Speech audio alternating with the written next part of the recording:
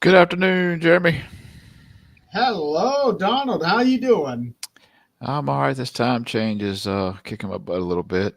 I'm just getting over this sinus junk. Yeah, Still dude. got a little bit of cough, but I'm Yeah, better. daylight savings really sucks. I hate it. Yeah, I got that shot about a week and a half, or Monday will be a week. I guess it will be. But yeah, it was rough. Rough. Not yesterday, but last Sunday, or not today. Today's Sunday, isn't it? Yeah. Yeah, today's Sunday. Yeah, week ago was rough. Week ago was rough, but I'm doing a lot better. That's good.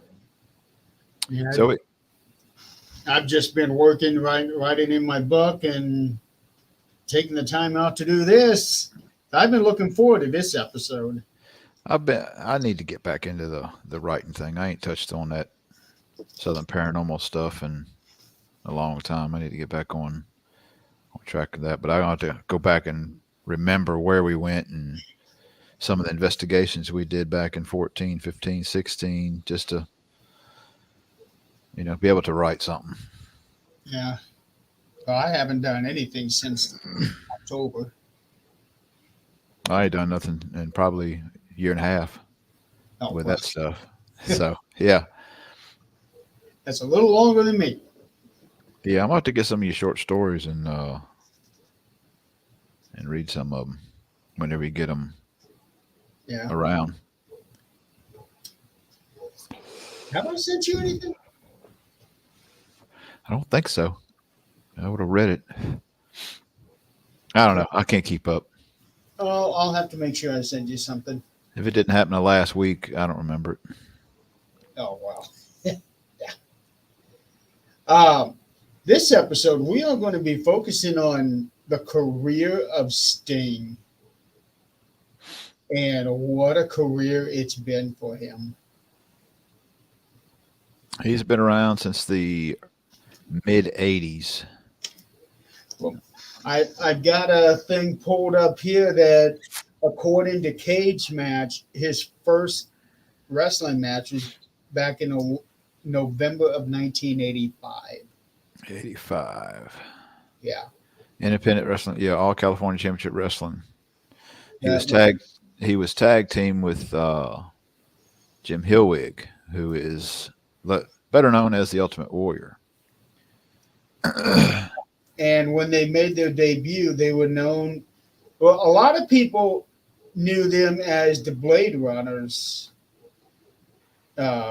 but before that, they were actually known as Freedom Fighters, and their names were Flash and Justice. Sting Power being Team USA, yeah. Part of the Power Team USA stable. And then he went to CWS Freedom Fighters in '86. That's where they joined UWF, which was Mid South, actually, before UWF. They changed the name and all that. I remember when that happened too, because that yeah, was a big thing on Saturday. After Saturday morning cartoons, you got to watch wrestling. And I remember me and my granddad would watch Mid South every every weekend yeah, religiously. Um, but yeah, it was Mid South, and then it changed to UWF, and it didn't last very long. Only a couple years after the switch. I don't know why it went under at that time. Uh, but my earliest recollection of Sting was when I was probably 12, I guess. They had the county fair out here, which was a big thing when you were a kid. uh-huh. You go on Saturday and ride all the rides for one price, and when you could afford to ride the rides back then, it was like, oh, back then you could pay like $12. You could ride everything all day long. Now it's, I don't know, 25, $30, I think. And it's only a certain amount of time now. It's not all day. Probably per ride now. Well, every ride is like, takes two or three tickets, and each ticket is like, $2. So it's ridiculous. The good old days. The '80s were the good old days. But The good old anyway, It's when you can afford anything and everything, just about. Yeah. We rode rides on Saturday, and I remember my mother getting us tickets. She took me, and of course, we went to the fair. I don't think my granddad went. Can't remember if he went or not. I don't think he did, but Mid South. It was actually listed as Mid South Wrestling, and man, I remember 12-year-old. I remember line out the door down the street. Uh, Everybody going to see wrestling, and I don't remember much of the card that night. I think one of the other shows I had showed you some pictures Yeah. from back then. I think the Fantastics were there, Rock and Roll, of course, Flash and the Rock. I think is what Hillwig was going as. He was rocked, yes. Um, I remember seeing them. Duggan, or not Duggan, DiBiase. Duggan was there. DiBiase was there. I remember, the storyline was DiBiase was bringing those guys in as part of his stable. Back then they had you had, of course, your babyface and your heels. Akbar, Skandar Akbar was your big manager heel back then, and he had a thing called Devastation Incorporated, and they had people like Big Bubba Rogers, One Man Gang, um, and then you had DiBiase that was kind of heel, but he wasn't part of Devastation. Oh God, I remember the Grappler too. But anyway, as part of DiBiase's crew that came in, and I don't remember Hillwig's. I don't remember Warrior staying around very long in Mid South. Sting went to kind of singles competition at that point in time, or he was teamed up with some other guy, Eddie Gilbert. I think he was teamed up with Eddie Gilbert some. Let's see here. But that would have been Okay. Yeah, I see where he was teamed up with Eddie Gilbert. They were known as Hot Stuff and Hyatt International. okay. That was part of Missy Hyatt's because Missy Hyatt was tied in with Gilbert too for a long time. And they also won the UWF Tag Team Championship too from the Fantastics. Okay. Oh, back then you had some good tag teams. They were set up as tag teams from the get go. I remember when Fantastics kind of split. They didn't really split, the usual way tag teams split, these days where they feuding with each other. They just kind of went different ways for whatever reason. Oh, Terry Taylor was back during that time.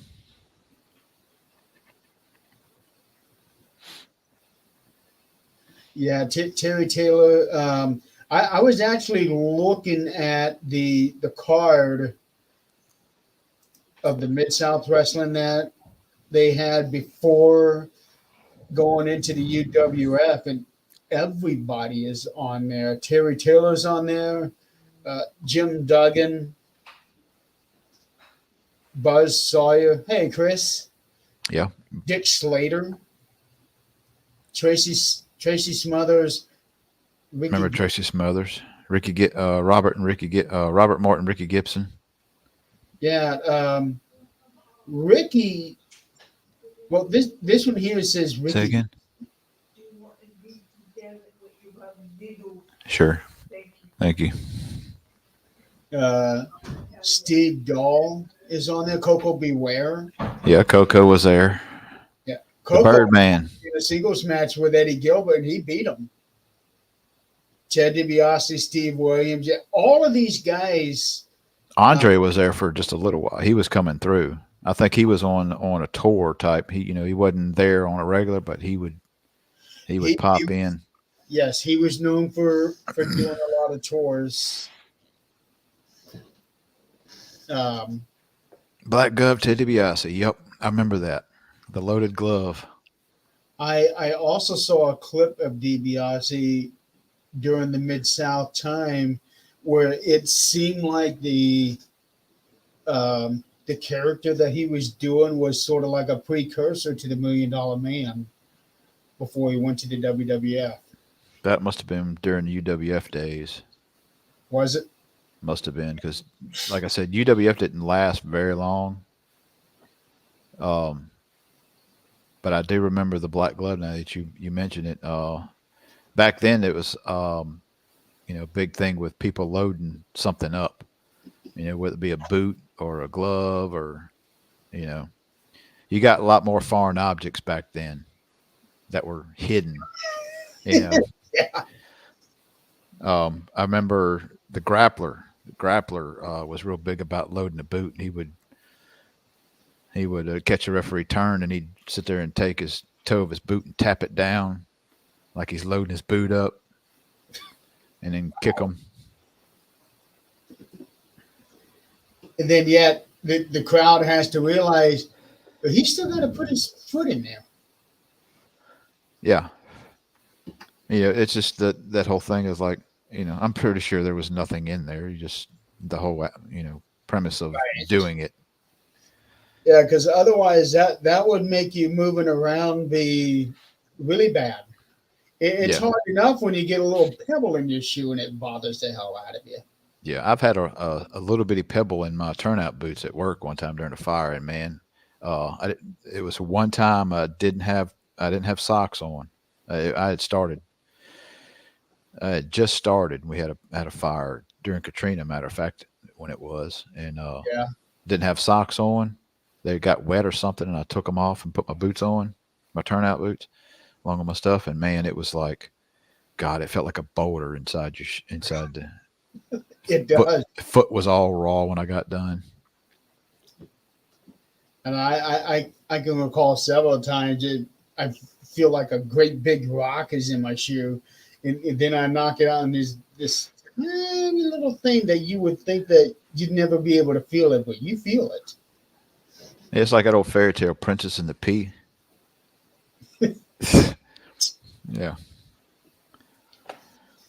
But Sting, he when when he debuted, he was originally a bodybuilder, so he had a much more built up body, and so did Hellwig. Um, and then as time went on, Howard went his own way and continued with the bodybuilding and got himself down to being lean, but not lean. right. And Sting eventually went down to more of a stereotypical wrestler's build. Dingo Warrior. Yep. Yeah. No. Yeah, he left there and he became the Dingo Warrior for a lot of times on these independents before he went to WWF at the time.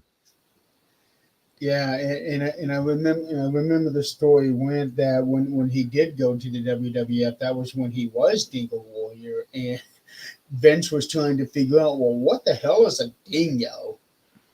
And it turns out that it is a type of dog from Australia. Um, And it fits better, Ultimate Warrior. it does, and that is partially true, Chris. But it was more along the lines of NWA had the Road Warriors, WCCW had the modern day Warrior, and he wanted Hellwig to be the Ultimate Warrior. Right. And then, as luck would have it, a couple of years later, all four of those men would be the same team as Survivor Series. But, but Sting, he ended up. They went their own way. Sting was in UWF for a while, and then he found himself in the NWA, and that was where everything really exploded for him. It's particularly after he had that match with Ric Flair. I think at the first Clash of the Champions. That's the one where Flair won. I thought that was where they went to like a 45-minute draw. Mm. He had two matches, and yeah, I guess it was a draw. I do remember that it was a draw. And I think they went again for another draw for even longer. Let's see here. Clash of the Champions 1, 45-minute draw. Um,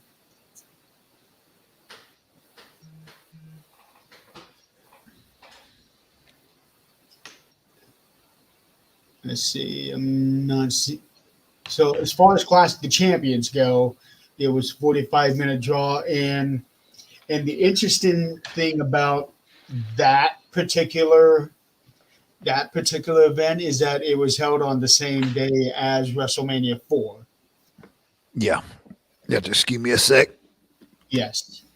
And even that was kind of controversial itself because when NWA had Starrcade the year before, WWF was unveiling the first Survivor Series, and the legend goes, I don't know if anybody has ever really proven it or disproven it, but the legend goes that Vince McMahon told the pay-per-view companies that if you want to have WrestleMania for your services in March, you're going to carry Survivor Series and not Starrcade.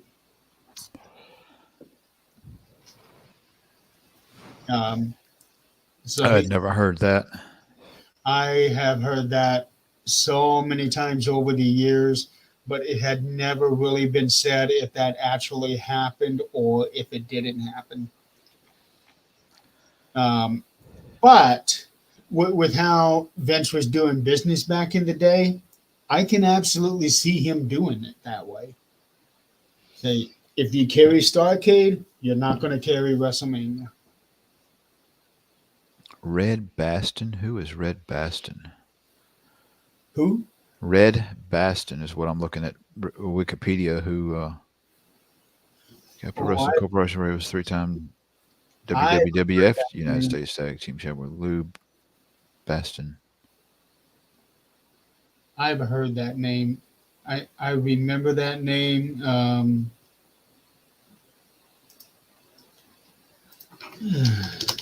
Anyway, that's who shows that he was trained by. And Rick Bassman.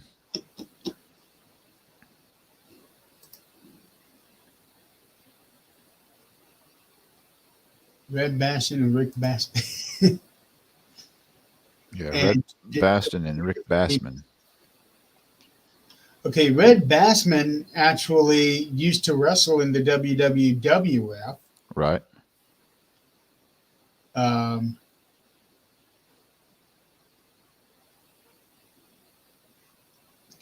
And was actually best man at Roddy Piper's wedding. Really? Well, the things you find out, yeah. Yeah.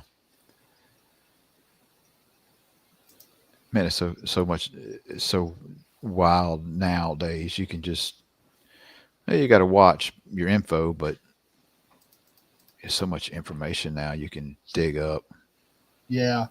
And truthfully, Wikipedia is not the most accurate, reliable thing to look at because there are so many people that go in there and it's to where anybody and everybody can sign up and change whatever. Yeah. And that had actually gotten a lot of people in trouble, believe it or not. Especially over the whole Chris Benoit thing when that was happening. Yeah. For what it's worth, let's see. But with Sting here,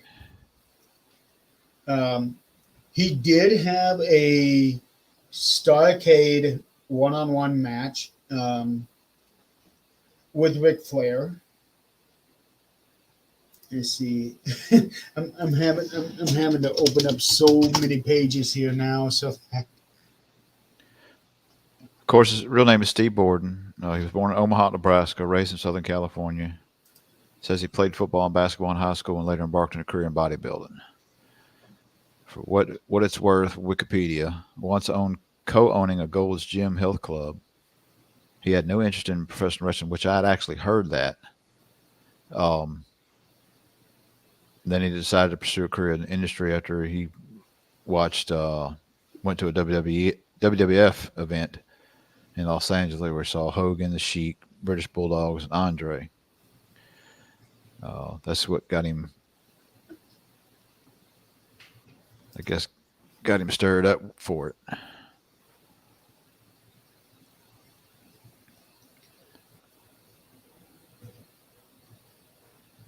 yeah, and this is after he had been doing bodybuilding. Mm-hmm.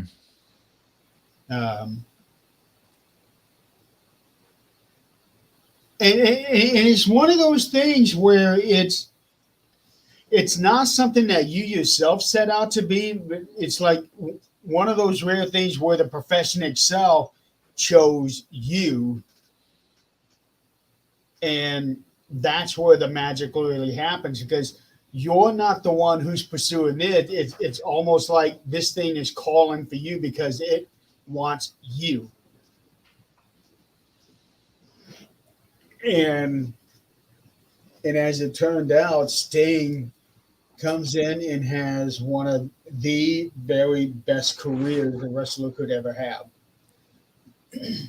To span that long, I mean, me with the Taker, it spans, like that, a long, long career, and not a career where you're just kind of getting matches here and there. You're still able to somewhat perform.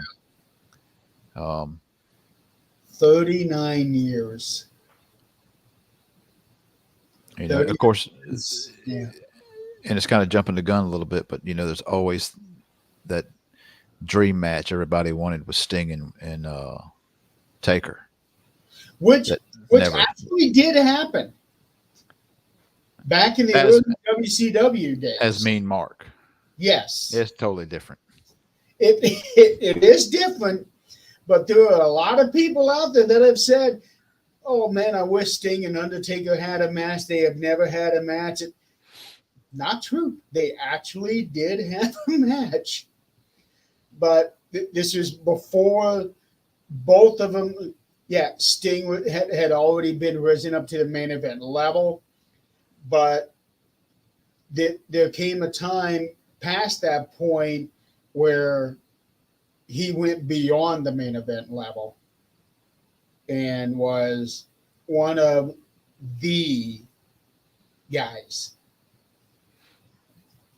There's a lot of main event wrestlers out there, but now it's getting to that point where, well, everybody's in the main event. So who's in that next step level? What is above the main event? And Sting eventually broke past that point. Back in the day when, of course, Vince bought WCW, Sting didn't wind up signing with WWE at that time, and I wonder how his career would have, would he got lost in the shuffle? Would he have just been a mark on Vince's radar to kind of destroy a career? It's hard telling, because at that particular time they were so full of top stars. It was crazy at that time. You had Steve Austin, you had The Rock, Chris Jericho was up there, Triple H was on the rise at that time. Now they're bringing in some of these huge stars from WCW, like Booker T. Look at the reception look at what happened to him his very first time. And when Sting saw that, he's like, I don't want them doing that to me. Right. And that may be why he chose to, go his own way with, That was exactly why he went the other way.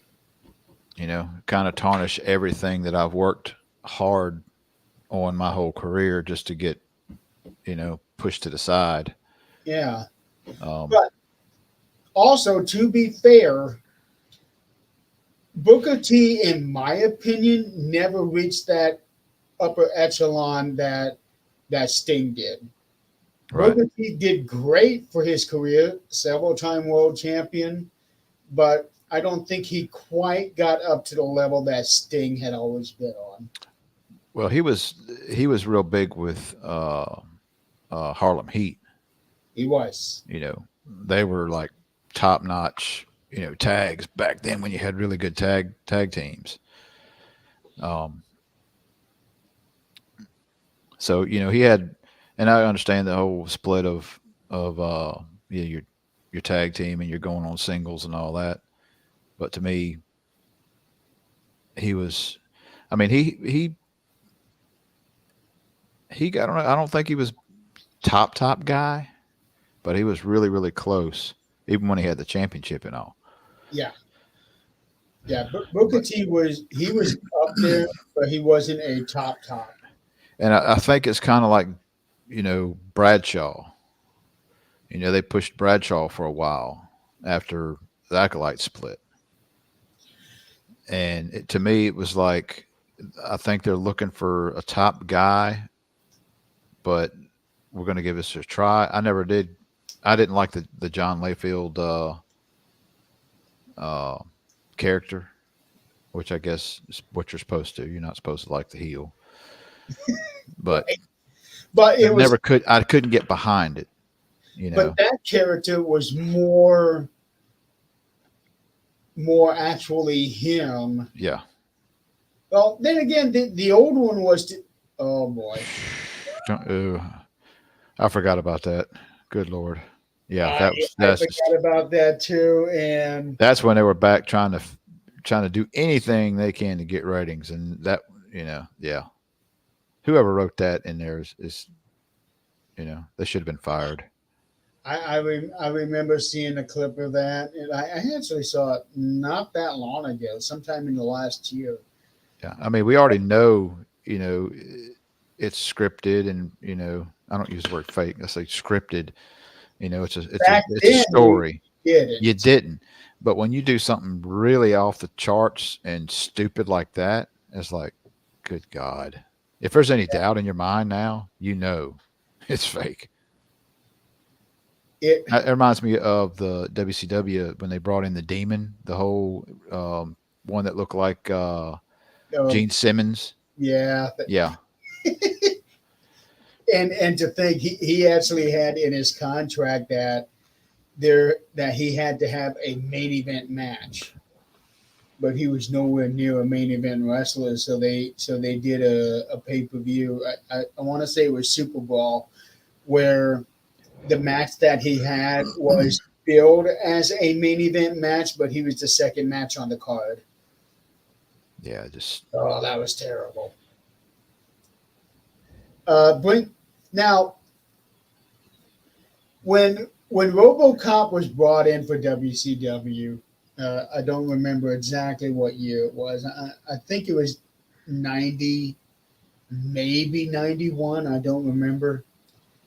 And this was during that time where professional wrestling was going into that whole kiddie thing, where it's all geared towards children and getting children to watch. And I think RoboCop might have been 90.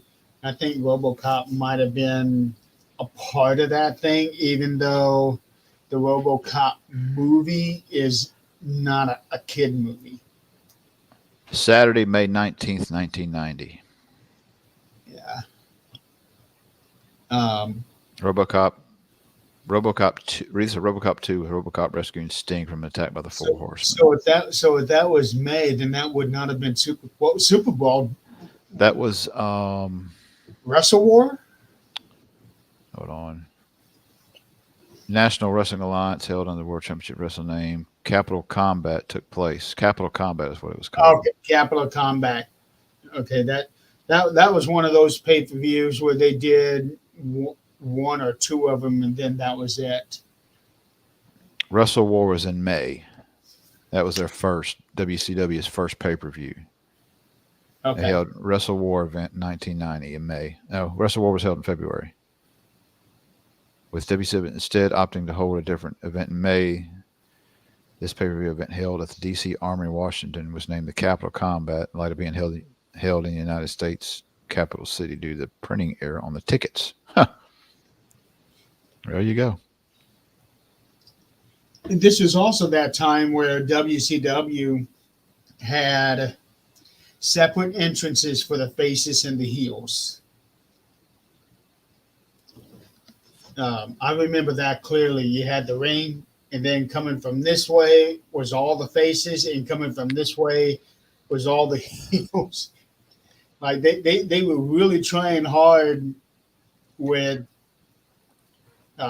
keeping everybody separate because nobody liked each other. Well, see, that went back to old school wrestling. I can remember going to live events, and you had separate dressing rooms for you guys. They didn't come out of the same side. Back in the day, you had, even little high school gymnasiums. I can remember, these guys coming from this way, and then these guys coming, from this side when their music hit. Yeah. See, I wasn't in wrestling at that time, so I had no idea. Yeah, that's now I'm trying to think back in Mid-South. Did they do that in Mid-South? I want to say they did a little bit. Of course, back then you could use whatever music to come out. They wasn't worried about copyright stuff. Because Junkyard Dog used to come out to Another One Bites the Dust. Yeah, but I remember. Man, when it came on, man, people went nuts.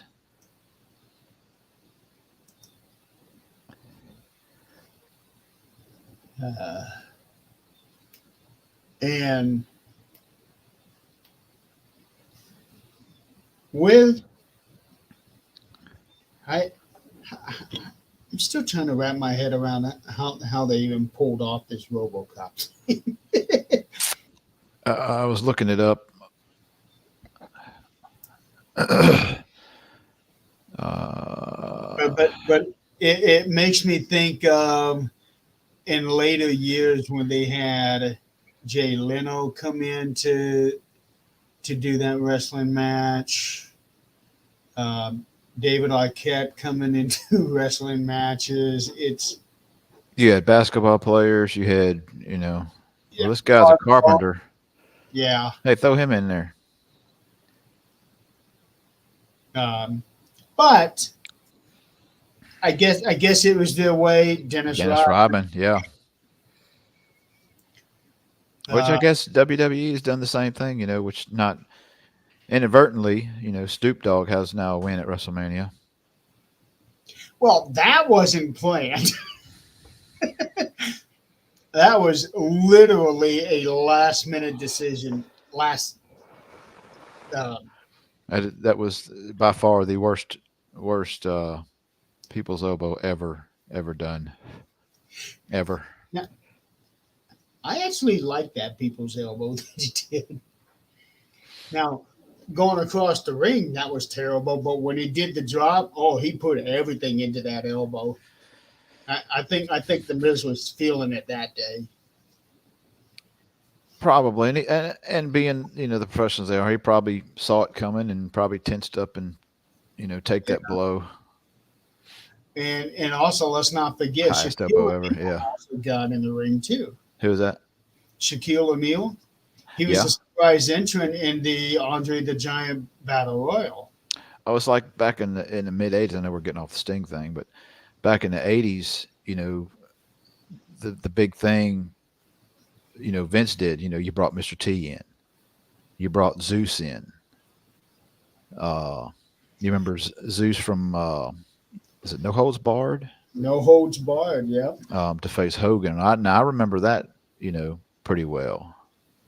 And you bring all these Yeah, like these but big with characters. Zeus, it was a lot more believable than RoboCop ever will be, Yeah, and Mr. T. even David Arquette would be more believable than RoboCop. Whew. Well, actually, At least he is human.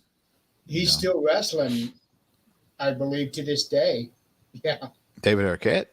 I think so. No way. And when I see him, I picture that character off of Scary Movie, Doofy. Oh. Yeah.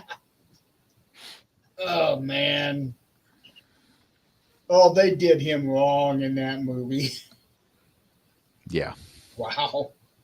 And then at the very end of that movie, he starts ripping everything off, and it turns out that he is actually like this Fonz guy, like a real stud type guy. At the very end of that movie. I don't remember that.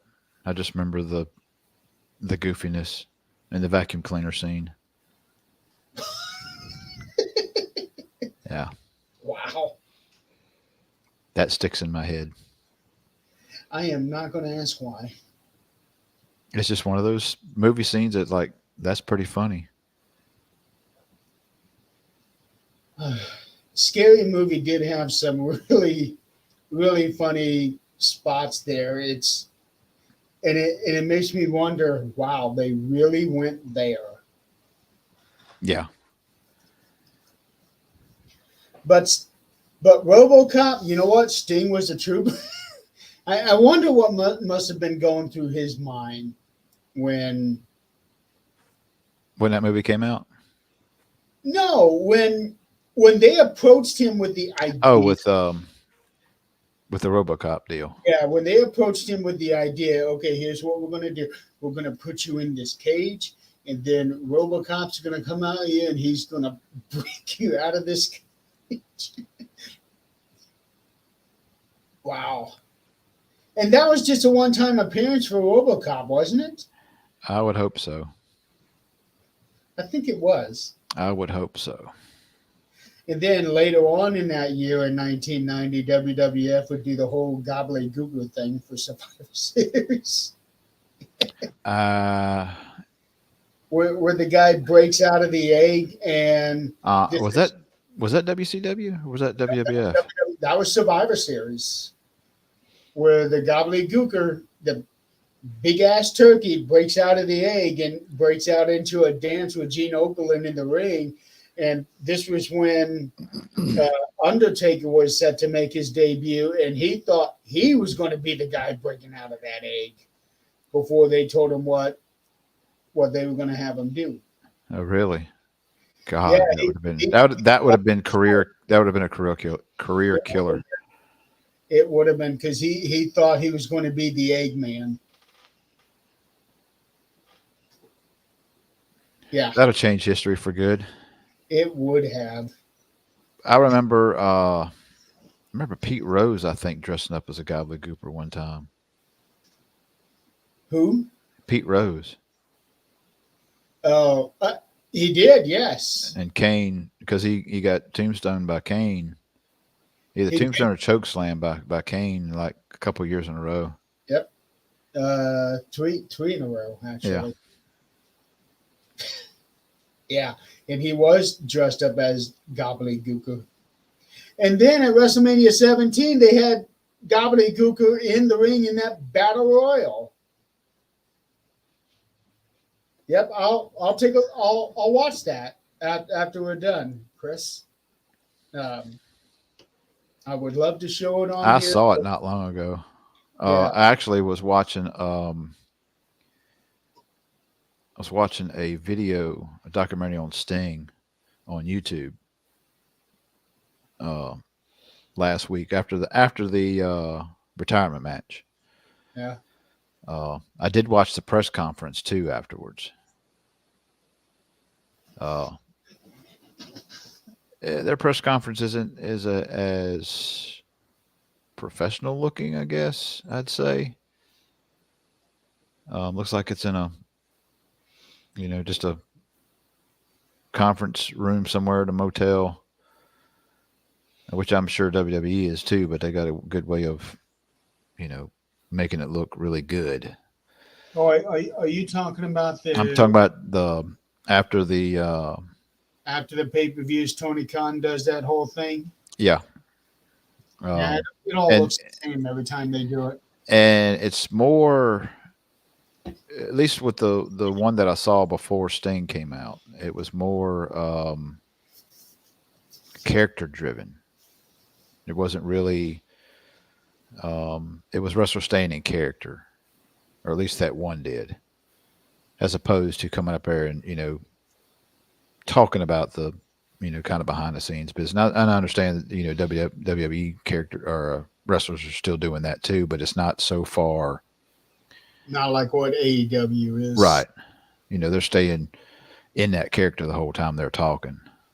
Yeah, if you watch the one with Christian when he did his that one time after, Mm-hmm. well, that's the one you want to watch because he's Pissed off at the world. he's he's in that same character that he is in the ring right there. He's just sitting there and giving these "I'm better than you" speeches and all of that. So you're talking to the character, not That's Christian. the character talking to the people, Right. Instead of press. Yeah. right. Um, but yeah, I, I really would love to ask Sting, what were you thinking when they asked you about RoboCop? And it was probably that time in his career where I'm doing what they tell me to do, and this is stupid, but I gotta have a paycheck.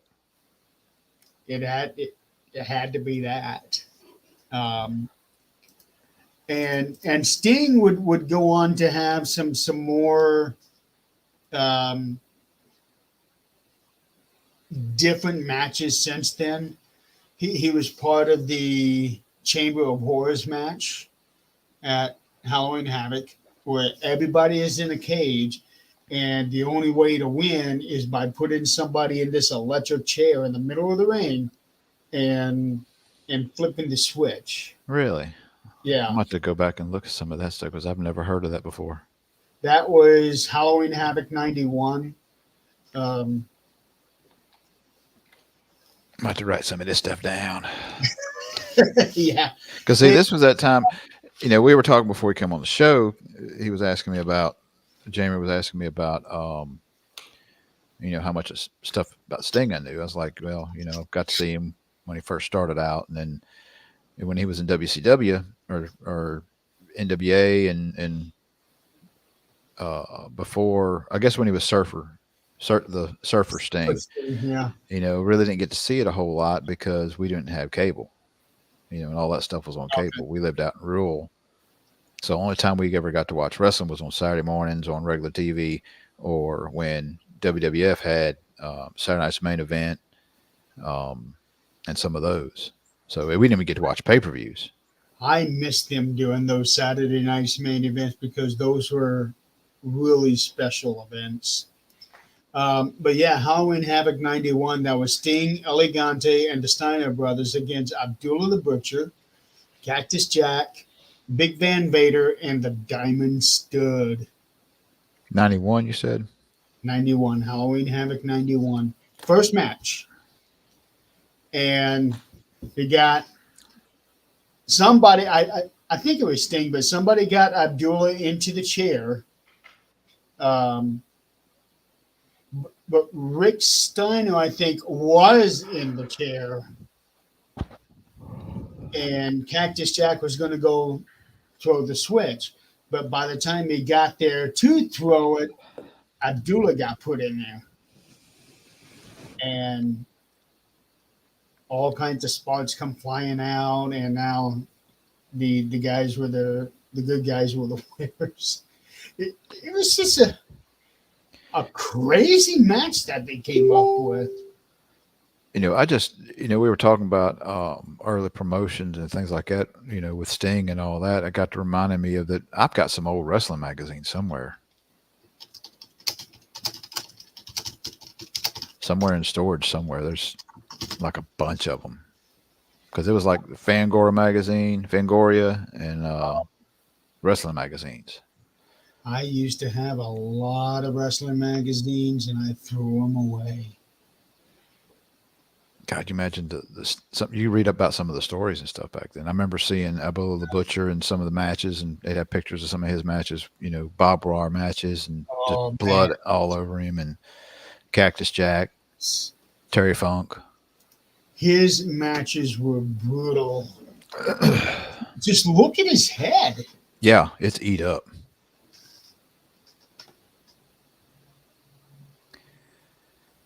Sting. Jim Crockett Promotions World Championship Wrestling, 87 to 2001. Starrcade 87, Showcase Young Superstar Sting partnered with Michael P.S. Hayes, which was part of the Fabulous Freebirds. And Jimmy Garvin, a 6-man tag against Gilbert Steiner and Larry Zbyszko. And back then, it said it entered in a 15-minute time limit draws. Like matches were like really quick back then. It's not the 30, 40 hour long matches that you have now. Yeah, most matches back then, they did not last long. Rarely they did. I remember, back Mid-South, they had 10-minute time limit. Most of your matches were 10 minute. Yep. And I think that the world television title were 10-minute time limits on TV and 15 minutes on pay-per-view. Then you also like your last match was, the big match everybody's waiting on, because back then, you had your wrestlers against your jobbers, these guys they bring in just to get the crap beat out of them. Yeah. And then you'd have little storylines, here and there through the show with promos and stuff like that. But then, it'd be, DiBiase versus Kamala or something, two bigger names coming in to actually, put on a show. And that was always TV time remaining. Yeah. I was thinking about when Chris said that, I forgot about them saying with TV time, this match is scheduled for TV time remaining. And that never really clicked with me. Oh, everything is pre-recorded anyway. It's all pre-recorded and edited and all that. But all right, we can really get this clash going towards the end, and somebody's jumping in and double crossing somebody, and we can go off the air right when all this excitement happens. Yeah, and you could always edit everything down. And, right. And I so miss WCW Saturday Night. I really miss that program, the way that they had that all set up, because you had 3/4 crowd and then that big wall, that big production wall that you never see unless the camera actually caught a piece of that. And the way that I miss how they did that. But I understand why they went to Nitro and eventually did away with Saturday Night. I get that. And that whole Saturday night thing, maybe back to when, that was your big night for, wrestling, like the Von Erichs. their sports center, wherever they were wrestling at. That was the big thing, wrestling Saturday night. So it's probably something that derived from the old days of wrestling when it was on Saturday night. Probably. And they had that special start time of, what was it, 6:05? Yeah, it was a weird time. Well, that was how TBS was with Auditorium, all of their shows. It was 6:05. Every show that they had started 5 minutes after. Every show. I'm sure there was a reason for that somehow or another. It was. In fact, I'm gonna Clash later. Let's see. All right, while you're doing that, TBS. Okay. Stingler stabbed himself as a rising star. He was one of the few UWF alumni to be pushed to NWA at Clash of Champions in '88, March of '88. Of course, he challenged Ric Flair to NWA World Heavyweight Champion and ended a draw in 45 minutes, which we already covered. He lost to Flair in several non-televised matches. He battled members of Flair's stable, the Four Horsemen, Steam Team with Koloff. I guess that was Nikita Koloff at the Great American Bash. Challenged Tully Blanchard and Arn Anderson to the World Tag Championship. They retained it, match in a 20-minute time limit draw. There's that short time limit thing again. You haven't noticed when you look at the matches that WWF had and you look at the matches that WCW had, there was a lot more time limit draws in WCW than WWF ever had. You ever notice that? I didn't, and I wonder why. I mean, you don't want to push. You got two big names, and you don't want to tarnish either one of them by one of them losing. Is what I get out of it. I can see that, or maybe using that as a way to continue building on the story because you're not quite ready for that payoff yet. True, you could do that. I found it. Where's my mouse? There What'd it you is. find?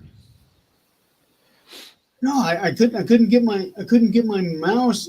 Every now and then, because with this three monitor that I have, I'll move my mouse and it's like my mouse isn't anywhere on either screen. You got it stuck down at the bottom somewhere.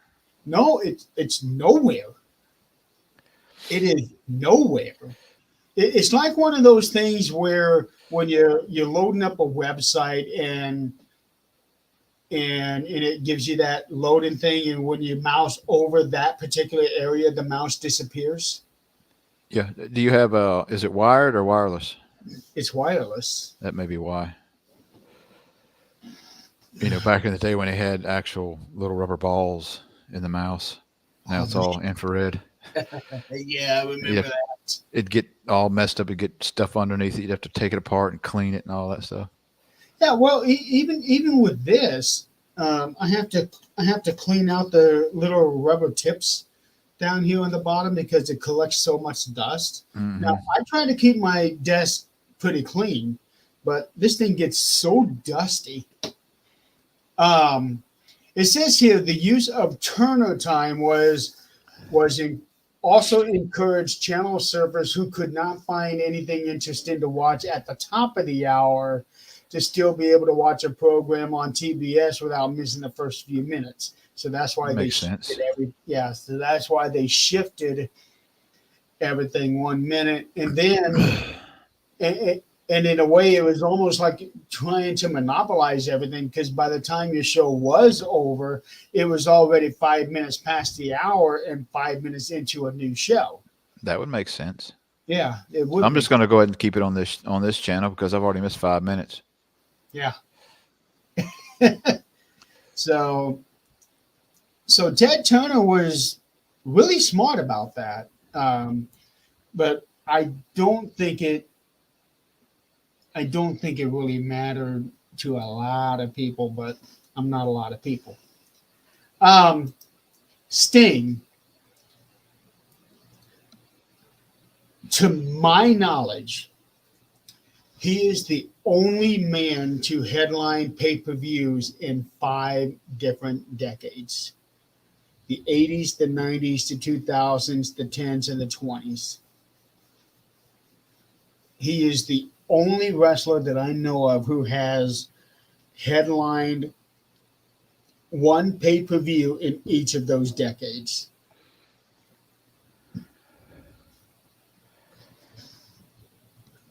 And I actually have a breakdown on this. In the 1980s, he headlined 2 pay-per-views. That's the main event you're talking about. That's the main event, last match of the night. Pay-per-view. Hogan, maybe Hogan. Hogan hadn't had a main event in 2000s. Hogan Taker? hasn't wrestled since 12 years. Yes. When did Taker's been retired since? Well, Taker had his last match in 2020. He did have a main event, but he did not main event anything in the 80s. So Taker would have 4 decades of main events. You'd have to have a really old wrestler to match that. Yeah. You know, somebody like Flair. But we all know that ain't happening out of 101.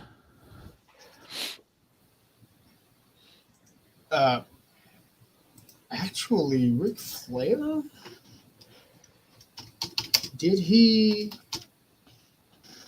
He'd have to have a main event in the 70s, which is different back then than it is now. You didn't before you had the pay-per-views. No, but Ric Flair was in TNA.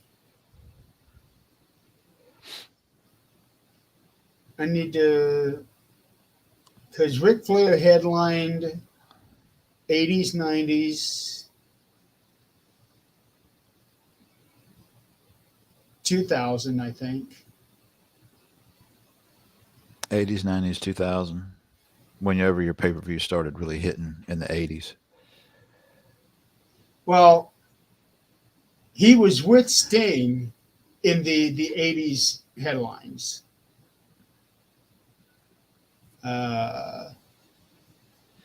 So far, I'm not seeing anything. Let's see here. All right. While you're looking that up, of course, he was in NWA. He did face Barry Windham and Mike Rotunda. He was attacked by Hawk and Animal, the Road Warriors, after a televised match. Dusty Rhodes, as a booker, identified Sting as a face who was most over with the fans. Despite knowing that Turmoil, the Road Warriors heel would be no easy task, Rhodes himself teamed with Sting to challenge the Road Warriors to a tag match, Championship Starrcade '88. Rhodes and Sting got a win by disqualification. Of course, Road Warriors kept the titles because of that. Here it is. So he actually teamed up with Dusty. Return to single matches '89. Starting the year off by wrestling Flair on a 1-hour draw. That was in '89 at Omni's New York New Year's Day. At Atlanta's Omni on New Year's Day. He also had the first experience in Japan with a brief tour in All Japan Wrestling. Danny Spivey. Sting won his first title in NWA when he defeated Rotundo for the NWA Television Championship at a live event in the mid-1989. Great Muta challenged him at the Great American Bash. Controversial Dusty finish, even though Rhodes, the namesake of the technique, had been fired months earlier. Sting got the 3 count and was announced the winner, but a replay showed Muta's shoulder was up at the count of 2. So they decided to declare the title vacant. Of course, they battled many matches after that. Muta won the no disqualification match against Sting at a live event in September by using a blackjack to get the win and the title. Now he went during his, was it Sting that went over there and fought Muda recently? Oh, recently. I don't know that for sure. I know Muda retired. Didn't he? There was a big thing with him retiring Yeah, he did retire. Actually, it'd be better to look up last year. the last year. Let's see here, matches. Yes, you went over there. Sting, Darby Allin, and Great Muta took on Hakushi, as in the Hakushi who wrestled in the WWF. Yep, yep. Took on Hakushi, Akira, and somebody whose name I'm not going to try to pronounce. Another Yeah, Japanese guy. yeah. So they went over to Japan on January 22nd. It was the event was billed as Noah Great Muta Final Bye Bye, but that was not his absolute last match. That was he had two more matches after that one. Okay. Um, I think Sting is actually the second man to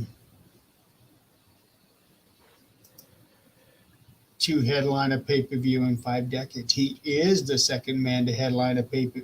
Oh, hold on, because I forgot about Ric Flair and TNA.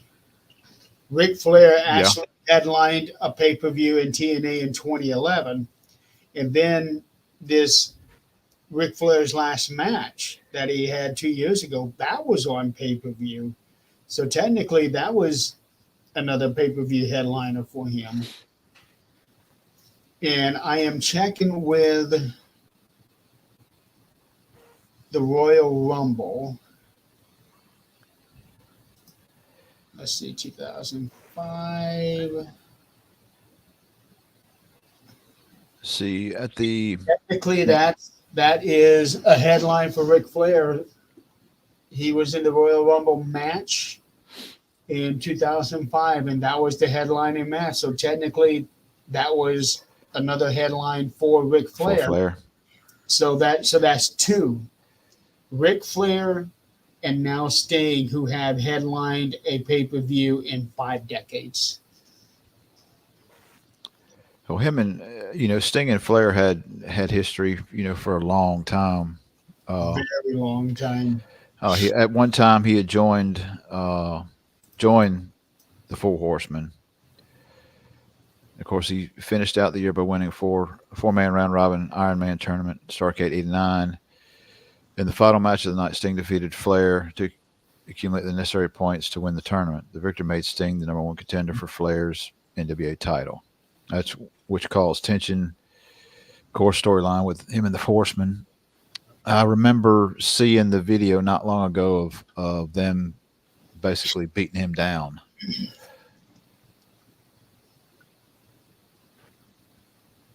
It says Sting was summarily dismissed from the Four Horsemen February 6, 1990 at Clash of Champions X Texas Shootout after refusing to relinquish his title shot against Flair, thus restarting their rivalry. Later that evening, Borden experienced a legitimate knee injury while interfering in a steel cage match featuring the Horsemen. His injury forced the bookers of WCW to find a new opponent for Flair as a forthcoming Wrestle War pay-per-view. Luger was chosen at that point in time. So he got hurt. in a interfering in a steel cage match, and Lex Luger was chosen to face Flair in lieu of Sting.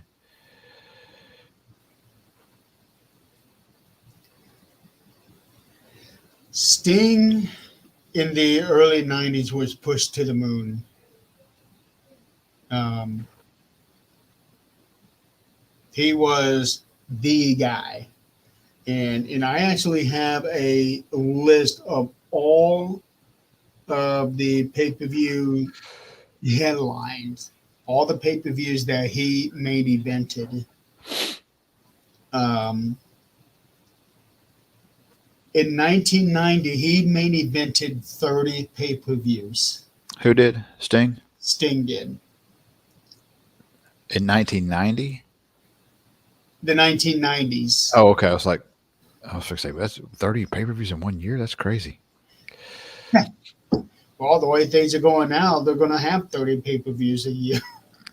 Yeah, at least, different. Well, yeah, you got NXT, you got in WWE. Yeah. But in the 1990s, he headlined 30 pay-per-views, and a good majority of them, he was involved with Ric Flair in some fashion. And then once Hulk Hogan came into the scene, then Sting really went into the back burner, because in 93 he had 3 pay-per-views.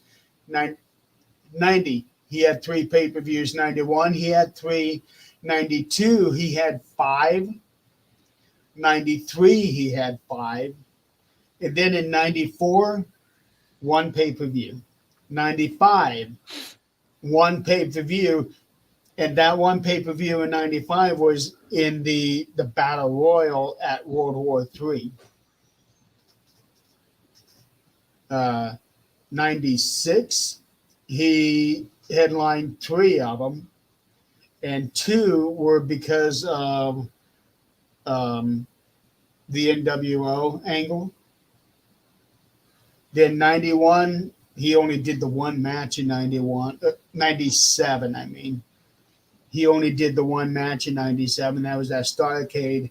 And then he did 5, he headlined 5 pay-per-views in 98, 4 in 99, and then just 1 in 2000.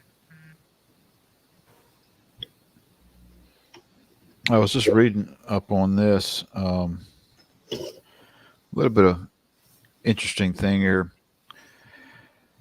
When Luger was chosen to challenge Flair at Wrestle War, of course, match between Flair and Luger. Sting came down to motivate Luger to come back and beat Flair. Before this, Sting and Luger had been at odds. When Luger was close to winning, Sting was attacked by Ole Anderson. Luger opted to save the already injured Sting and ended up losing the match by a countout. Behind the scenes, WCW officials had wanted Flair to drop the title to Luger at Wrestle War, but Flair refused, saying he had promised Borden that he would hold a title until Borden could return to the ring, despite the injury. So that says something about Flair. And that's about the time when the RoboCop thing came in. Ric Flair had always come across as somebody who was a stand-up guy. It's like your older wrestlers, guys that's been there and knows the business, and they got that clout, Yeah. They got to say so, And by that point, he had. At one time, Flair was the booker. And those guys, they know what's good for business. Yeah. And then Jim Herd came in and screwed everything up, and that's what caused Ric Flair to leave. because he wanted to do like turn Ric Flair into Spartacus, something like that. Why would you? I don't understand why you would change something that works. If it ain't broke, don't fix it. That's because Jim Herd had no clue how things worked in the wrestling business. Uh, That's that's to me, of course, the WCW has history of that. Bringing these guys that have no idea what they're doing oh, they did that for years. instead of and that's one. You look at WWE why they were so popular and so um, they stand the test of times because you're running it by somebody who grew up in the business. McMahon is as controversial he is as a person behind the scenes and all that. He knew all, he knew most of the time what was good for business. yeah, with everything that's said and done about McMahon, um, wrestling would not be where it's at today if not for him. Exactly. Taking certain chances and doing things kind of different. I ain't saying all his decisions were great. There's a bunch of dumb characters that's come along the way. Um, Here's the thing that I'm looking at with Jim Herd. Before he became a wrestling executive, he was a Pizza Hut manager. who who in the who in the hell made a decision to hire a Pizza Hut manager to run a wrestling organization? That just doesn't make any damn sense. It does not. But you know what? For the time period of what WCW is going through, that makes sense because they went through several years of having people running that company that had no clue what the wrestling business was about. It wasn't until Eric Bischoff, no, Chris, it wasn't until Eric Bischoff took the reins, and that was when everything changed for WCW. He was the best thing that ever happened for WCW At the time. Now at the time. the only I think the real issue of one of the big downfalls of that era was the big contracts. That was a downfall. And then And you can't make payroll. You can't make payroll because you're paying all these. You're pulling all these guys from WWF at the time. mhm. Um, Hogan, it's a big one, huge. Bret Hart, huge. But you pull all these guys, paying them Well, all that money. Kevin Nash, Scott Hall, they Yeah, actually had it in their contract to where if somebody gets hired in at more pay than them, then their pay has to be raised up to match that. right. There's So they were smart yeah, about that. and in the short term of things, it's great. Long term, Yeah, which at one time, WCW was beating WWF in ratings. You know, for almost 2 years.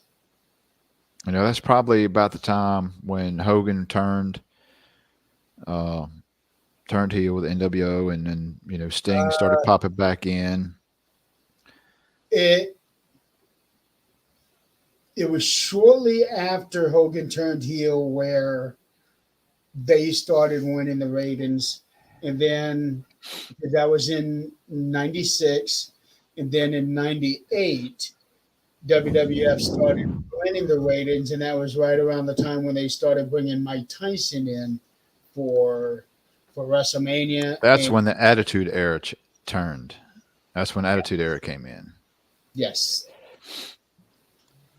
and when the Attitude Era happened for them, that's when WCW started doing some really stupid things.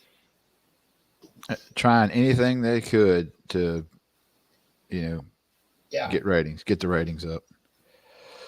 And Now, as far as the rating war between those two factions was great for the fans. oh yeah, it was. You know, It was arguably the best time for wrestling ever. I remember, when Stone Cold, wound up coming really big on the scene, and the whole Tyson and Shawn Michaels crossover, and then the McMahon thing. Hmm. You know, remember everybody was watching wrestling, and that was the big thing. What did you watch wrestling last night? Yeah, because I worked at two different places actually at that time, and I remember going into work. My buddy that I was working with, uh, yeah, it was a talk for the first 30 minutes, talking about all the stuff that happened the night before. There was a time, it was before the Attitude Era, but there was a time when I was in school, before I got into high school, every Tuesday at lunch, the principal would get up on the microphone and start quizzing me over stuff that happened on Monday Night Raw the night before. He did that every week for, oh man, about a year. It was a great time. It reminds me of some of the documentaries watching. Different wrestlers and all. You got some of these bigger names that are now that were young and in school at that time. It's like, and some I was like, how many times I got suspended for doing the DX sign. That's a big thing back then. It's like, yeah, I got called to the principal's office more than once for doing the DX sign. About that, yeah, that it was really, wrestling had really reached its peak at that time, and you got so many timeless characters that came from it.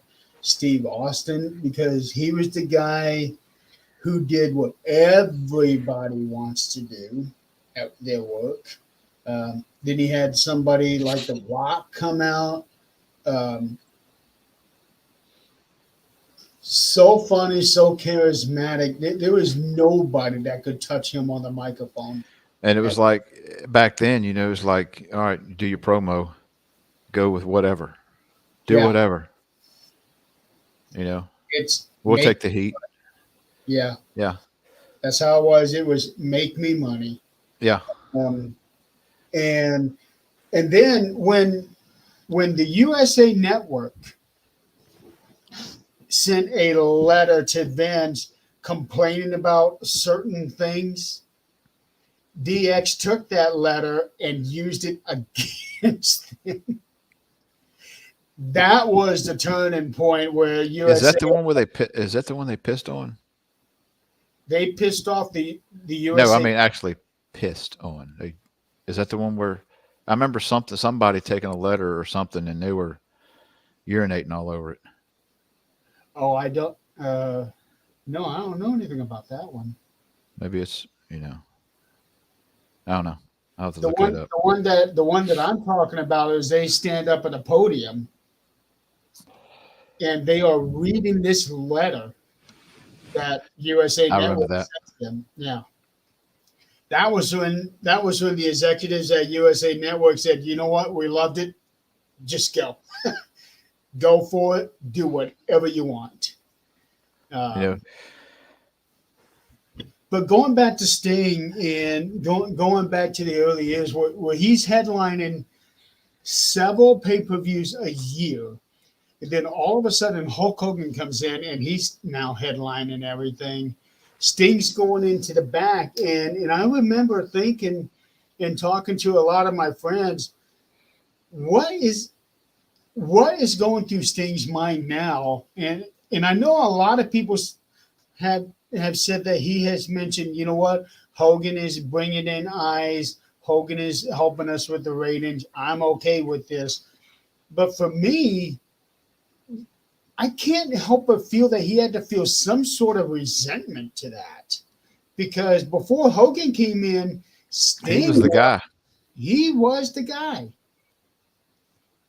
Well, he was the main baby face for WCW. And now here comes Hogan, and shortly after Hogan comes in, Randy Savage comes in.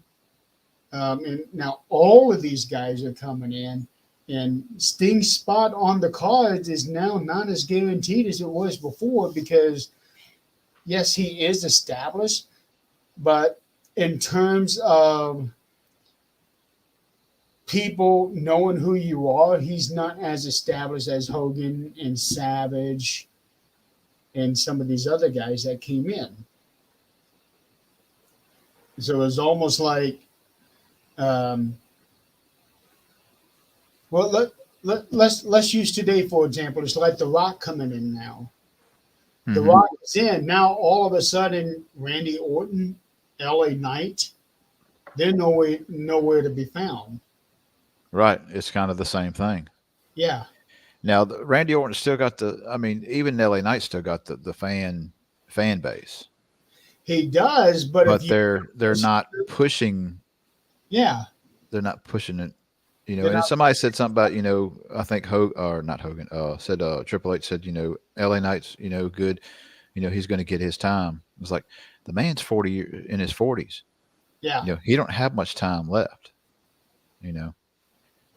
I understand the whole storyline with The Rock and Roman and Cody and Seth and all that stuff. It's like, I'm hoping that at maybe after SummerSlam that things change, because eventually, way I see things, and I know we're getting off subject of Sting, but I see things coming to a head by the end of SummerSlam.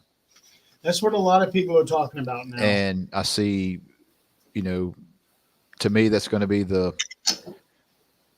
big change, I guess, not where the whole bloodline thing is now done, I feel. And then they're going to,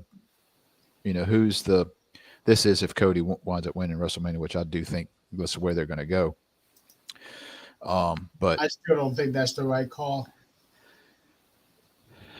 You're a Cody hater. I'm not a Cody hater. I just honestly don't think he's the right guy. What makes you say that? I like Cody. I enjoy his matches. I like his promos, but I really don't think he is the right guy. Yeah, he's a Cody hater. He's a Cody hater. Yeah, I can call you a Cody crybaby. Go ahead. So are you going to be upset if he winds up winning? No, because for me, it's just going to be, it is what it is. I have no control over what they're going to do. They're going to do whatever they want. This is true. At least they're listening to the fans, what the fans want to see. Yeah. I see, like I said, I see SummerSlam end of the bloodline, or at least pretty much the end of the bloodline storyline. And then who's the next big guy that if Cody winds up winning at WrestleMania, who's going to be the next guy, that's going to go after Cody, go after the title. I don't see a long-term championship reign on Cody. I see him winning, finishing the story. He keeps it 6 months, 8 months.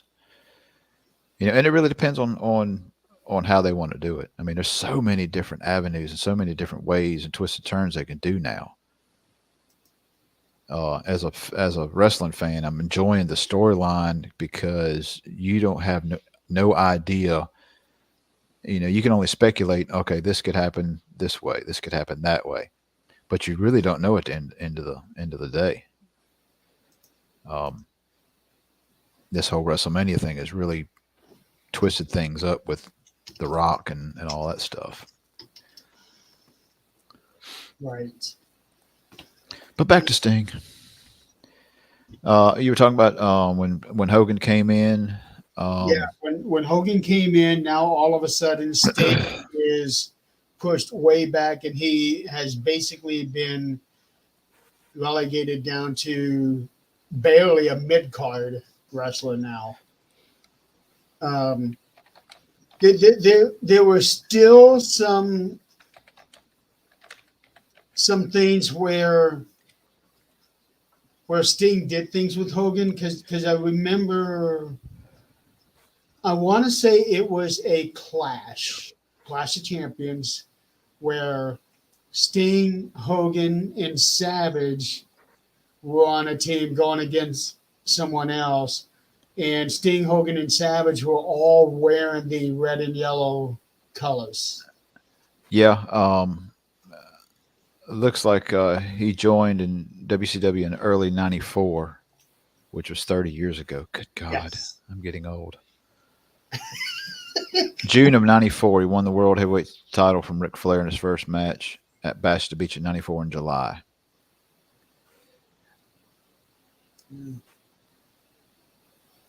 Okay, here we go. November of '94, Clash of Champions 29. It was Sting, Hogan, and Dave Sullivan taking on the Butcher, Avalanche, and Kevin Sullivan. Okay, now here's the issue that I had here. I get the whole thing with Hogan and Brutus Beefcake. It made all the sense in the world. But in his time in WCW, Brutus Beefcake went through some of the worst possible names that you can come up with. He was the Butcher. He was the Zodiac. He was the Booty. I actually liked the Booty Man gimmick. I did like that. The Booty Man, Booty Man. like butt. Yeah. Oh, good Lord! It reminds me of Billy Gunn. yeah, Ass Man. Yeah. He had Kimberly with him during this time. What else? He was the man with no name. He went through some terrible, terrible gimmicks in WCW. It's like they could not find what worked for him. But what did work for him was Brutus the Barber Beefcake. And he was insanely over. But in WCW, it just didn't work. And Earthquake kind of went through the same thing. He was the Avalanche, then he was the Shark, until finally he went by his own name. Yeah, I remember the Shark. That's just yeah. That's a time when I wasn't really watching. You know, you had IRS and Doink, the Clown, and IRS was a hit. you had well, the Genius. I don't think was back then. I think the Genius, or was he? He might have been there. Genius was from. That was around that era. You had Mr. Perfect around that time. Yes. And Genius stayed with them until he was with the Beverly Brothers. Oh my God! Genius and the Beverly Brothers, that was a great that was a great partnership right there because they complemented each other so well because they were in that same class for what they had. You know, we should, if not, you know, I was thinking just off the top of my head, I was thinking about we should do a show on like the Attitude Era, the worst gimmicks, you know, the best catchphrases of career. You know, it might be something to do on a different show. An idea for a different show. Just come up with these different topics, and not really talk about current things, but talk about things from the past, where it's like catchphrases. I was in talking to somebody about doing a review show, but I ended up stopping that because really I've got so much going on. But I do want to do a second show, but it's a matter of actually having the time and well, I've got the time because I can make time for that. I just there's just so much crap that I gotta contend with right now. See, I haven't done a shadow talks in forever. I It's know. just my time frame is just, and I'm thinking, yeah, let me start another show. Let's do another show on old school wrestling and all this stuff. But when am I going to have time? We're shorthanded right now at work, so I'm having to work extra time, which the way our schedules and all work, Right. one shift has to fill in the extra times for the 2 weeks. It's all an hourly thing. How So so many? so you're going through what I had to go through at work years ago because we were had such a terrible turnover because nobody wanted to put up with the bullshit that they were doing at work. Well, now we have 3 shifts, and you have 5 shifts every 2 weeks for 2 weeks in a row, and then you have a third. Your third 2 weeks is a short check, which you only have 4 shifts during those 2 weeks. So you're the ones who gets to fill in to make your check a long check. If somebody's Yeah. off, but now we're shorthanded, so the short check guys are the ones taking the extra time. Just so happens that right now I'm the short check shift. So I just came off of 48. I'm off today. I'm off tomorrow. Then I pull another 48. Then I'm off one day. Then I go back and work my shift. So yeah, I'm working a bunch of extra stuff right now. And you're basically living there when you're on shift. Hmm. Yeah. Yeah. I go in like, I went in Friday morning and I got off this morning at 7.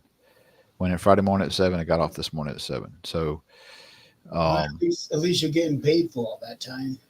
yeah, I mean, it helps. Makes you short check a lot better. Makes it into a regular check. Mhm. Um, so,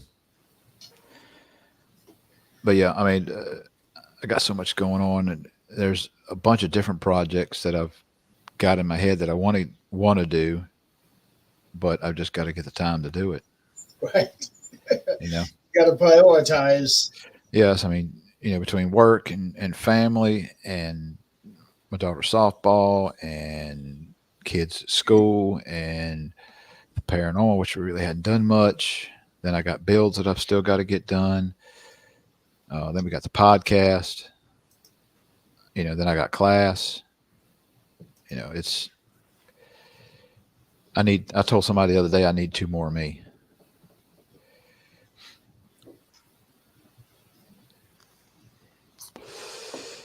All right, let's see.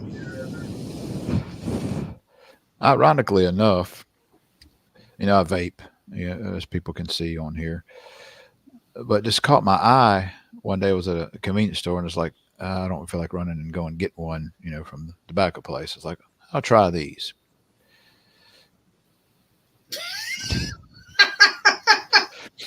I was like, I'll give it a try, and see what it does. This is cotton candy, which is actually pretty good. The first one I had was a strawberry banana, which is ironic that they would come out with that one first. The whole red and yellow thing. But these last really good. Hey, cheap promo here for you guys that make this. These last. It's got a timer and a Uh, battery thing on here, and I haven't had one yet that where it goes down to 0. That's basically your life. It's done. That where it's lasted like a week and a half to 2 weeks after it hit 0. there you go, Hulk Hogan. Come sponsor us, Yeah, please. give us some of that money, brother. Especially if you get a match at WrestleMania this year. Yeah.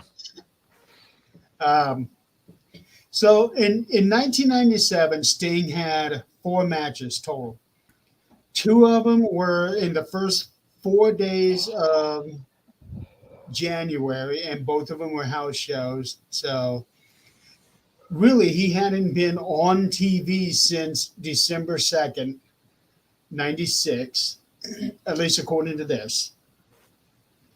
wrestling on TV until Starcade, and that was where the whole this was absolutely brilliant the way that they did this, where he is just hiding in the shadows, hiding in the rafters, and for the longest time nobody knew what he was going to do, whose side he was going to be on. Nobody knew until one week he come out and he attacked one of the members of the NWO. I don't remember which one he attacked, and that was when the whole building just exploded. Yeah, that whole time frame with Sting taking I guess, a leave of absence. It built Well, he up. wasn't taking a leave of absence. He just wasn't wrestling. He was still there every week. He was on He TV just wasn't. every week. He just wasn't wrestling. That must be the time when I started coming back. Because when I started watching again is right when he started coming down the rafters and stuff. When the big Yes. hype was Hogan and him. I wasn't even watching during the intro NWO days. Yeah. He was hiding out in the rafters. Um, and everybody is wondering, okay, what's he going to do? What's he going to do? Who's he siding with? And because there was that whole angle where the NWO had brought in their own version of Sting, Hmm. and there was so much distrust with everybody in Sting, and he had enough. He left, um, and then he became the Sting that we know today, the Crow Sting. And Chris said earlier that Scott Hall actually gave him The the idea idea, of Crow Sting. they had that shooting that's school shooting around that same time, and I read somewhere where he was kind of nervous about that whole you know issue with the way he was dressing with the coat and all that. But that's what the shooters had went in, Uh, long trench coats. That was it was the first big one. Um, Talking about Columbine, yeah, yeah, yeah. that That was it. was 98, 99. That was after Sting became the trench coat. But I can see where he would be concerned about that. Um, and then they had that match, and then all of a sudden it's like the match that was supposed to be the biggest thing ever suddenly wasn't. There was a spot where there was supposed to be a fast count. Bret Hart was coming in because um, Bret had just had his Montreal screw job incident, Yeah, and he was going to come in and save the day for Sting and help Sting win the title.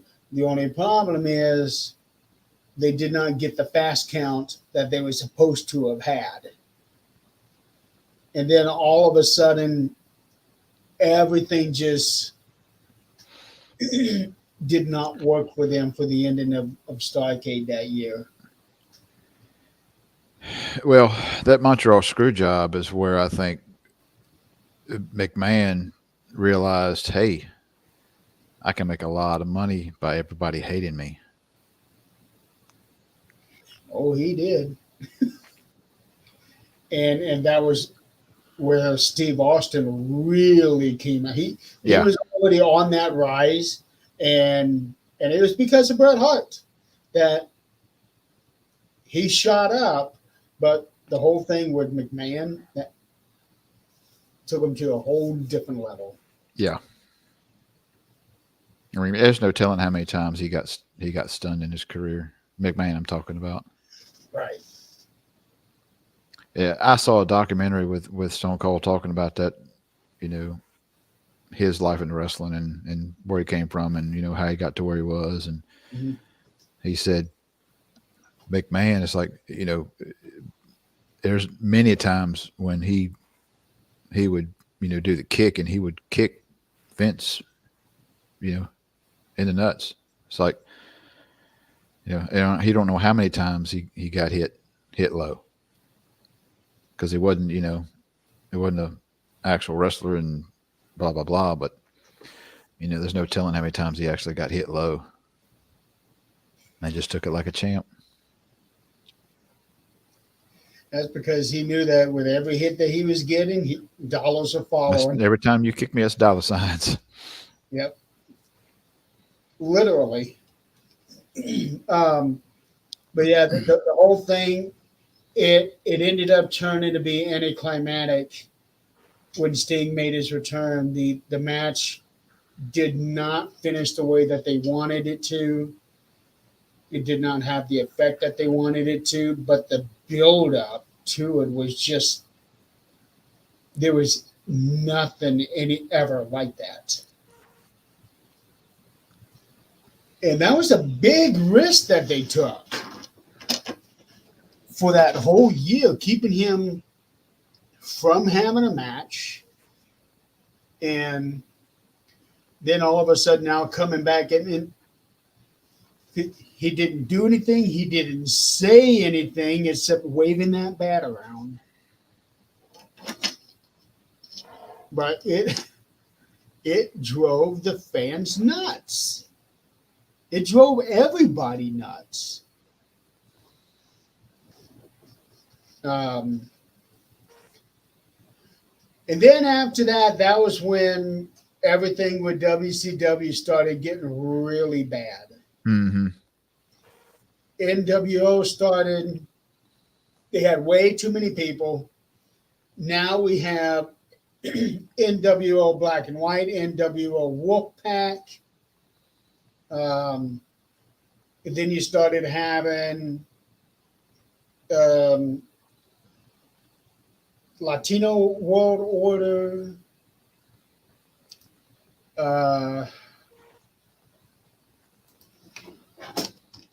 going to look it up here. New World Order. Wrestling. Okay. So you had NWO Hollywood, Black and White, Wolfpack, Red and Black, Elite, NWO 2000, NWO Japan. Okay, I don't think that was part of.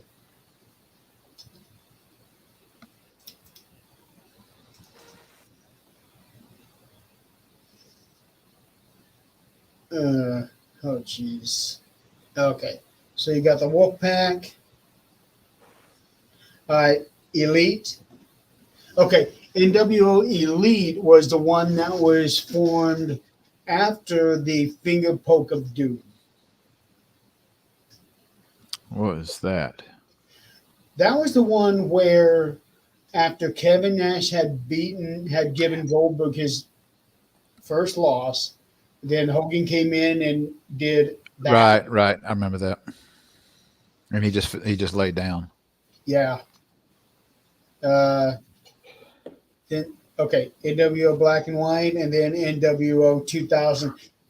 NWO 2000 was the last of the WCW's NWO. With the Black and White? No, 2000. Black and White was just an offshoot.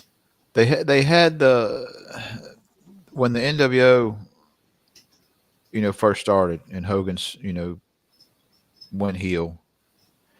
It was like huge. Huge. Yes. Because nobody ever thought that would happen. Right. And then, him going Hollywood Hogan, and then you had all these spinoffs, which I didn't mind, the red and black NWO. Sting donned the red and black paint at that point in time. But then you had all these different, factions, you know, bunch of different NWOs. You had 4 or 5 of them in there. It's like, all right, you're getting ridiculous with it. The original members that they had: Hall, Nash, Hogan, DiBiase. Those four. That was the biggest thing. Then the Giant joined them, which made no sense because he was WCW. And then all of a sudden they brought in the Sting, which kind of made sense because now we have Sting versus Sting, and I think they were trying to do the whole thing like they did with Undertaker versus Undertaker. Yeah. Then they brought in Six X-Pac. Then Virgil came in. They changed his name to Vincent.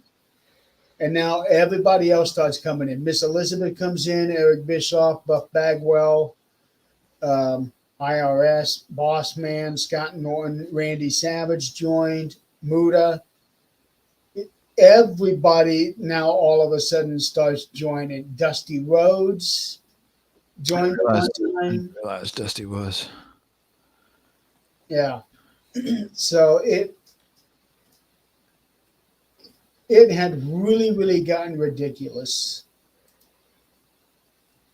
And then the one that really hurt was after all of that was Sting. Now all of a sudden Sting was part of the NWO.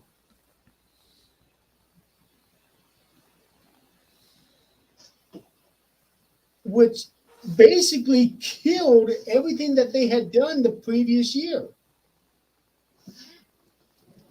But this was also during that time when they had brought Vince Russo in to do all of their stuff, and he just threw crap everywhere. But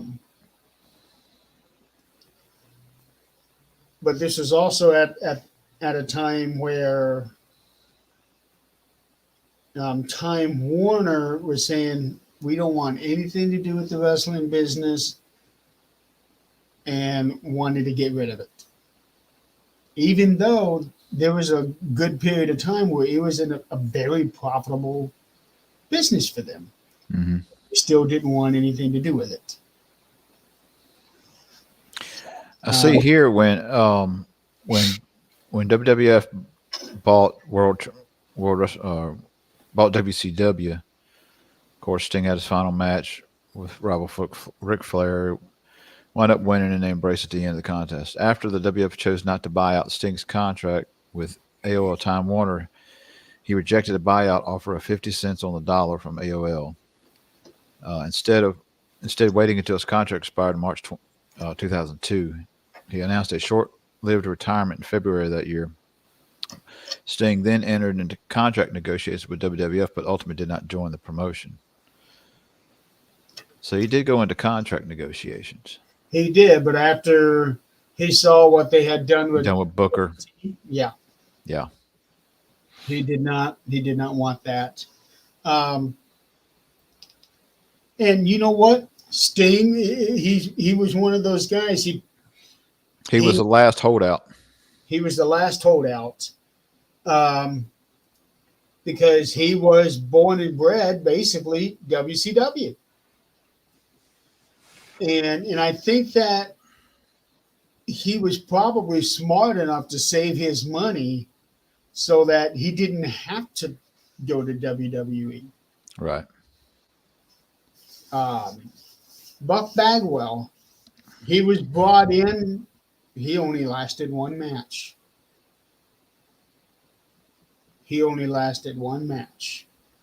I remember when the invasion part happened with, after the buyout and all these wrestlers, to me they messed up that whole deal when they combined the two and basically turned it into SmackDown and Raw. They should have kept it completely separate. And I've said this before on another show. They should have kept it all separate. Had two different companies intertwining. These guys wrestle over here, and it's basically what they're doing. Yeah. For the most part. But you got rid of all these, these top stars, kept just a few, and then flooded.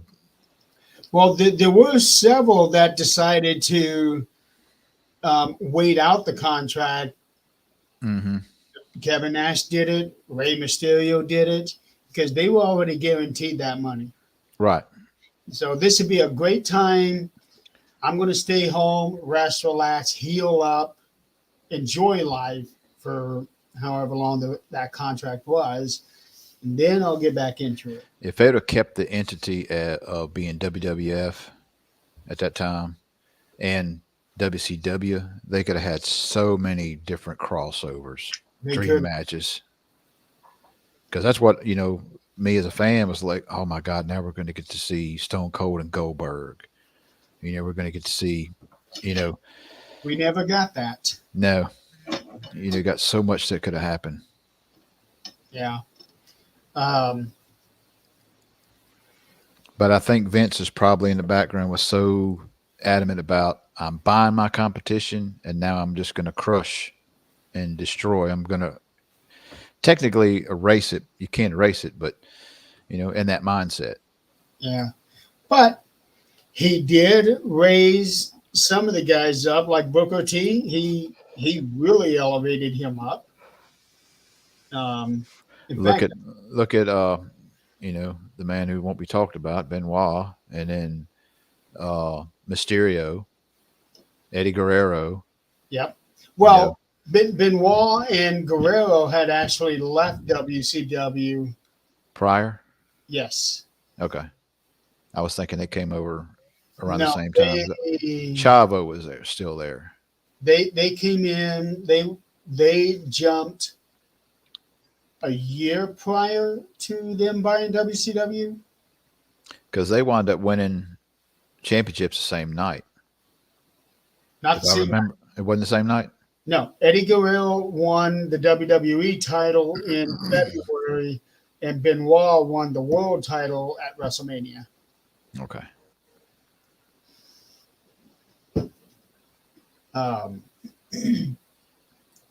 But they did have a big embrace at the very end of WrestleMania that everybody came to the ring. Yeah. Yeah. And the same thing with Mysterio when Mysterio won it. Well, Mysterio got his big push because of Eddie passing. Yeah.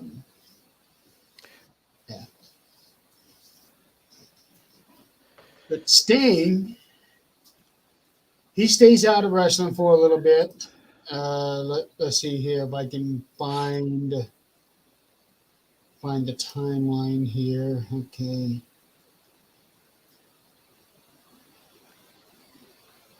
Okay. 05. He has his match with Ric Flair on March 26, 2001.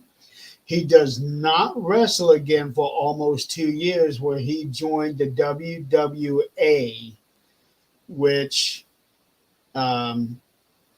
was actually an organization that was based in New Zealand. I see that. But they were doing a lot of spots in Europe. He defended. Yeah, he had a second tour with WWE in May of 2003, successfully defending the championship against Rick Steiner, Shane Douglas, Disco Inferno. Held its final show, The Reckoning, on 25th in New Zealand. NWA World Heavyweight Championship, defeated Sting for the WWA Heavyweight Champion, unifying the two championships. Mm-hmm. And then Sting moves over to the NWA. The TNA. He did do it, but it was TNA. Yeah. And there he has a another very successful run and headlines a whole bunch of pay-per-views. Let's see. In 2003, this is when TNA was doing the weekly pay-per-views. But in 2006 was when they went into, 2005, when they went into regular pay-per-views and had a TV deal. 2006 is when Sting starts headlining the actual pay-per-views, and he headlined 6 of them in 2006, 4 in 07, 3 in 08, 6 in 09. He only did 1 in 2010, 4 in 2011, 2 in 2012, and then his last TNA pay-per-view headline was 2013. And he had won their championship, their world title 4 times. NWA world title he won once. WCW world title he won 6 times. And then he also won the WCW international title 2 times, which to me, that was another world championship, not international. Then he won the WWA world title once, and then finally moved into TNA and won their world title 4 times. And a lot of his matches were with Kurt Angle.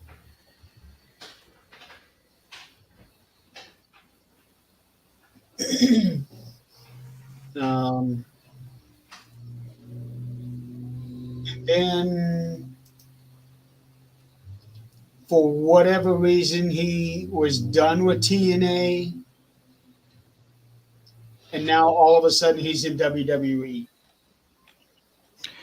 Yeah, that was, and that whole match with Triple H and all. I think they should have had Sting as a victor on that one.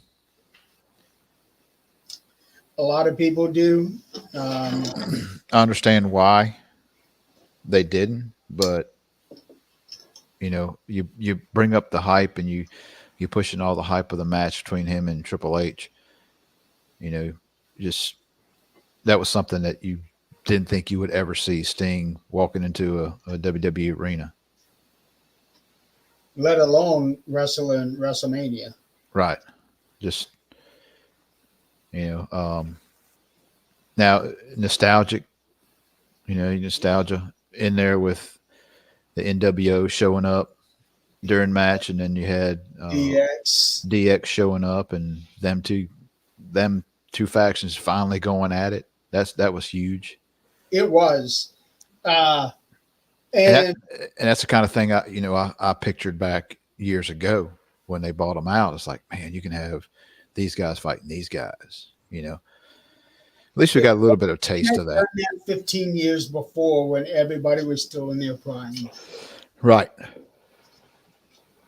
And the match itself wasn't a bad match. Didn't Sting get hurt during that match? No, that was after that. Seth. Yeah, that was later, where he hurt his back. Neck. Was it his neck? Yeah, his neck. And every post that I see on Facebook, they keep talking about how Sting only had 2 matches in WWE. He had 4. He had 4 matches.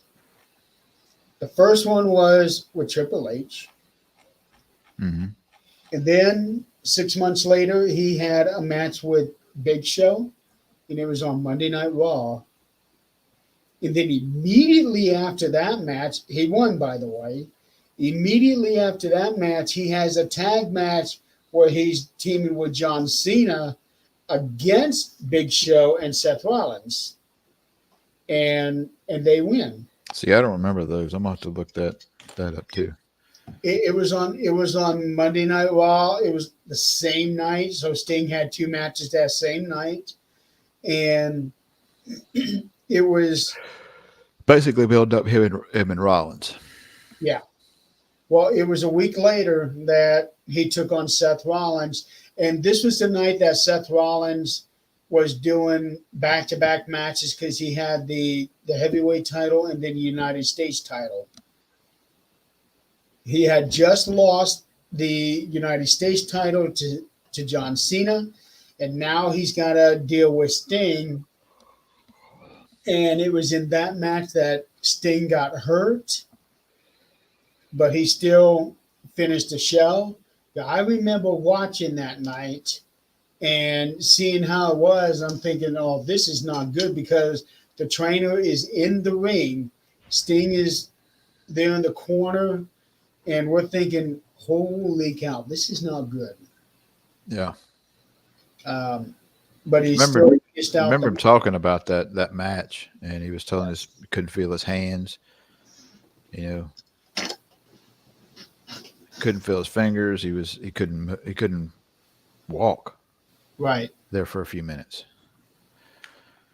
But he was able to finish out that match, and then the following year at the Hall of Fame, he was inducted. He announced his retirement, and when he announced his retirement, that was when Seth Rollins really got that backlash because in that amount of time, for a couple of years, he was involved with Sting having that neck injury, Finn Balor having that shoulder thing where him and Seth fought for the Universal title. He ended up breaking John Cena's nose in the middle of a match.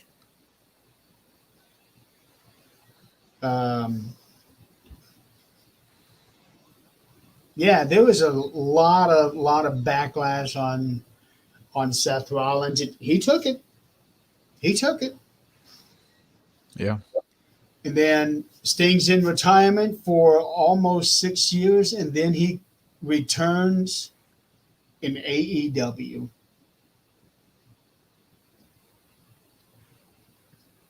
And now all of a sudden he is in tag matches with Darby Allin. 29 matches in 3 years. That's almost one match a month over the course of that time, and remained undefeated. I watched that. I got to watch that match. It was a It was a Texas Tornado tag match. It was. I'm wanting to say the one I watched was a fan's view. Somebody in the crowd, because I was like, I really want to watch it. And it may have been. I'm trying to think if it was live. I think it was after that. I think the match was over, and I got to finally find somewhere that night that I could watch the match. And of course, the Darby Allin jump through the glass. It's like, oh my God, that's freaking insane. And ironically, then I looked up after the match was over. I got to see I found a video of a fan posted after it went off the air, because that's what I really wanted to see. Oh, when Sting did his speech. Yeah.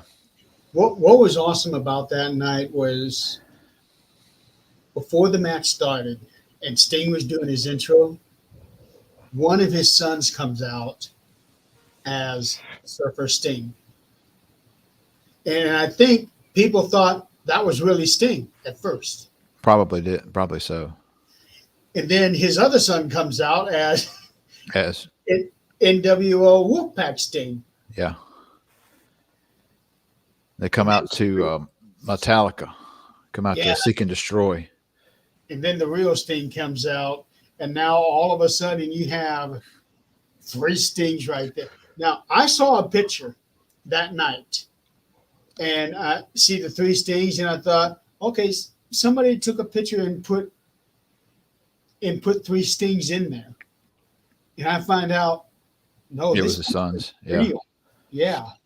And they actually got, different parts in the match. They got involved in the match I saw that. as well. And I mean, there was these near falls all the way through there. You know, several near falls. Sting almost getting pinned in there, of course, um, and vice versa. But the match, or after the match, it was over with. You know, Darby laid down for a long time. He laid down there on the ringside after he went through that plate glass forever. And I'm wondering. I'm sure it was probably. I would guess it was sugar glass, but I don't know that for sure. Even a sugar glass, the way that coming down. Yeah, I knew when I saw I saw they were pulling plate glass out and setting it across chairs because that's what they did. They was really careful about setting it down on that plate glass. Like somebody's going through that. I don't know how, but somebody's going to go through that glass the way they set it up. And then I got to think, it's like, it's like, what's the setup for it? How are you going to set up, because you can't lay nobody on top of it, but I mean, he laid down there for a long time after that match, and you could see during the match, and then after the match, after it went off air, you could see Darby's back was cut up all over his back, because he stayed in there with Sting for a little while, and he got the mic. So like, all right, I'll see you in the back. I'm going to the hospital to get stitches. And of course, they had the interview. The interview was really good, and people were asking a lot of good questions. And Tony said that he tried to get another 6 months out of him, but yeah, Sting didn't want to do it. Yeah, and they were, kind of talking about how Flair was. The usually the whole rule of thumb is, your last match you retire, you lose to the next guy that's coming up. And yes. They kept talking to him about that, and he didn't want to go out, on top. He didn't want to go out as champion. He wanted to do what traditionally was always the thing. And they finally talked him into, staying undefeated. And for somebody like Sting, that was the right call. Yes, the time-honored tradition is to lose your last match, but there are certain people where an exception should be made. Sting was one of those. Undertaker was one of those. Well, you look at it too. All right, so you're going to have this retirement match, last match. The retiring guy always loses, so it's a good twist towards your end. Yeah. Do the unexpected. Don't do what we know is going to happen. It's kind of the way the WWE has gone. Right now with the storyline is there's so many twists and turns right now that you can speculate. You have a good idea what's going to happen, but you really don't know because there's so many different variables that could happen. You can't even speculate. Well, I like on social media, man, it's all over my social media. Yeah. I got back into looking at social media, Facebook and all, and like looking at, and there's so many, because you look at one wrestling thing and you immediately, 20 more pop up now. So it's like, man, some of these, that's what they want too. Some of these posts that some of these people are posting on there just way out of left field on what's going on. And have you heard anything about Brock Lesnar being back? In some form or fashion on the network, or at least on maybe the website. His profile was put back on the website. Beyond that, I don't know anything. So that puts a whole new spin on speculation. Well, it does. Of him popping up. It does, because I know that they were gearing towards having Brock and Gunther at WrestleMania. I would, if it were me, if I wasn't writing thing, you'd have to jumpstart it pretty quick. Put him and Well, Gunther at the only way that WrestleMania. they'd be able to do it is they're having that gauntlet match Monday night, tomorrow night. The only way they'd be able to do that is have him come in at the very end And and just destroy everybody. well, it's no, this gauntlet match they just do one on one, and whoever wins, they meet that next one immediately. Okay. After. Okay. So the only way that they'd be able to do that is to have Brock come in and beat whoever that last person is. And see, to me, storyline wise, I would have Lesnar and Gunther at WrestleMania, and Gunther beat him.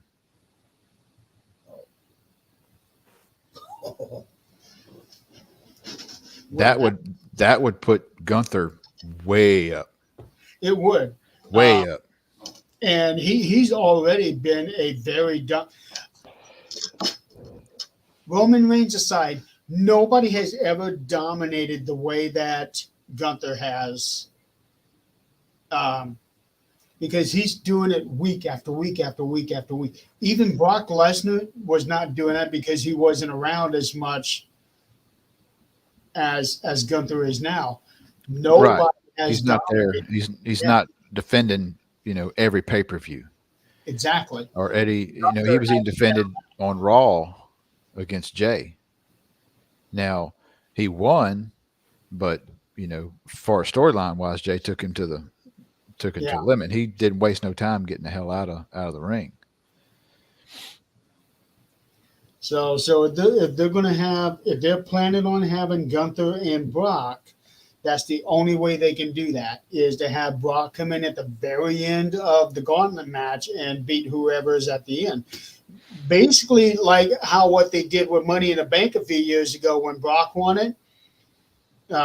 He came in the last minute, knocked whoever was on the ladder out, took the thing himself.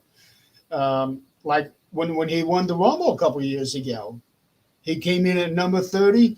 Everybody was out in 2.5 minutes. He didn't waste any time. That's the only way they can be able to do that. So I wouldn't mind seeing that match if he does come back. Well, They teased it last year at the Rumble. But I would facing off. I would pull for Gunther to win. Yeah. And if he does win, then that means now they're going to have to come up with a way to get the Intercontinental title off of him, because that is going to be big news. It's already going to be big news now with how long he's had it. Yeah. But going back to Sting, because we're now over 2 hours on this show. But going back to Sting, he is, let's see, 10. He is a 14-time world heavyweight champion. 1 NWA, 6 WCW, 2 WCW International, but I think that's still a world title. 4 TNAs and 1 WWA. WWE world title. I think he should have at least gotten one run with it. And even if he beat Seth, which of course being injured would be kind of hard, but even if he had beaten vacated the next night, at least you got that title. Yes. Yes. And then at this stage in his career, I don't think it would have been realistic for him to win the AEW title.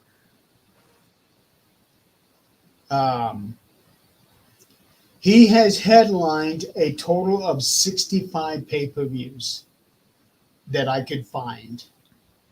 That's wow. Yeah. Across 5 decades. In multiple organizations. well, technically 4 different organizations when NWA turned into WCW. But yeah, he has headlined 65 pay-per-views across 5 decades, 5 organizations. So let's see. No. Here we go. So divide that by 12 months. That is a solid 5.5 years. If you took all of his pay-per-views and did it 1 month after another, that is 5.5 years where he was the main event. I'm looking at some of his accolades. Most popular wrestler of the year, 91, 92, 94, 97. That's from Pro Wrestling Illustrated. Yep. Wrestler of the year, 90. Yep. He's also been inducted into the WWE Hall of Fame and the TNA Hall of Fame. The PWI ranked number 1 of the top 500 single wrestlers in PWI in 92, 15 in 2003, 52 on tag teams. Professional Wrestling Hall of Fame.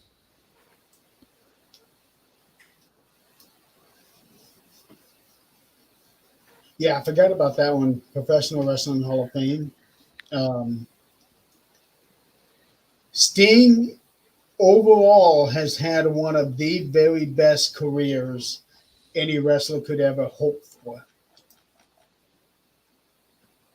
Yeah, it's time, and there was some talk about, somebody asked him what he's going to do at this point in time, in his career, and that's when Khan was talking. Well, I'm going to try to talk him into staying on board, and Sting was like, we'll talk. He said, well, and they both said, well, we'll talk about it. It's like, but I don't want to come in as, a manager or, announcer or whatever. He wants to maybe be behind the scenes, I would guess. He'd be an awesome trainer, for those younger guys. So I'd like to see him if he's going to do it. And he may just want to, take some time off, but I don't think, just enjoy retirement. But at the same time, I don't think he will. I think he'll take some time off, but then he'll come back in some kind of faction of, working in the office, working behind the scenes, doing something. He doesn't really even need to do that. No, he doesn't. But it's that you do something for so long, basically pretty much your whole life, and then now you're not going to completely shut off from it. You're not going to completely just leave everything behind from it. It's part of who he is. Wrestling again, I don't see. I don't see him ever wrestling again.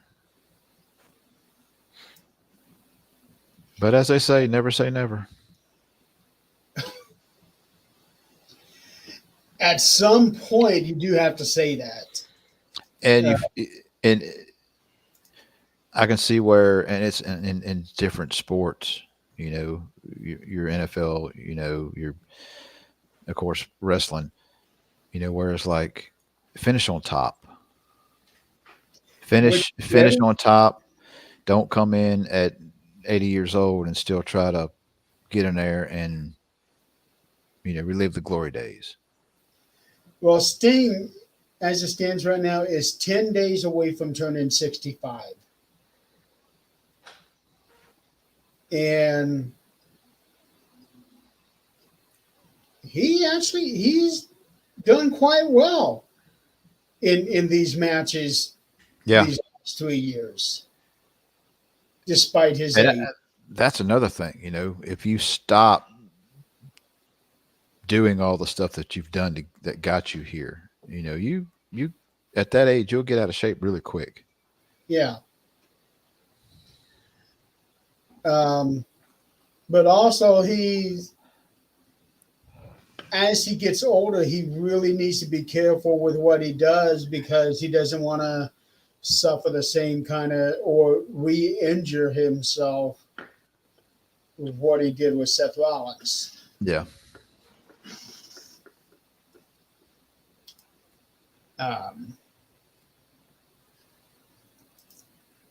So just retire and not wrestling again is the best thing for him. And he went out on top. He went out a champion. Not many people can say that. No. And not many can say you retired and you won your last match. Yes. Or retired and remain undefeated in the organization you retired in. Correct. Looking at his stats, he has had over 2,100 matches total, according to Cage Match. He's won 75% of his matches.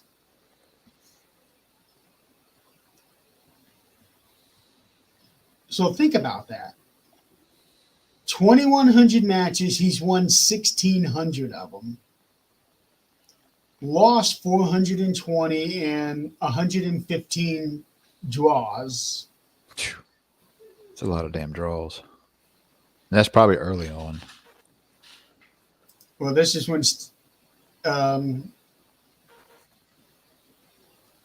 WCW is doing a lot of time limit draws.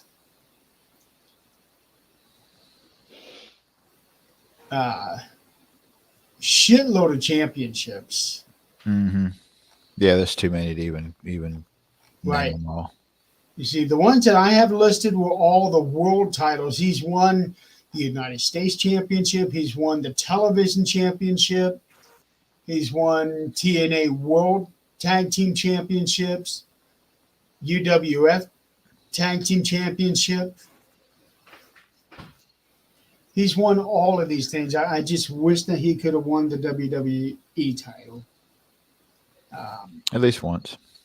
Yes, at least once. So, but other than that, he has had about as perfect a career as you can imagine. And to remain relevant and still do good in the ring at the age of 64.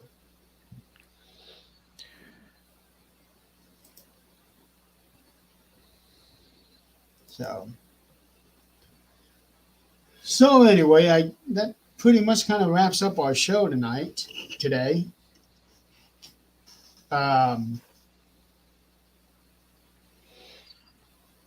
When's your next Sunday off?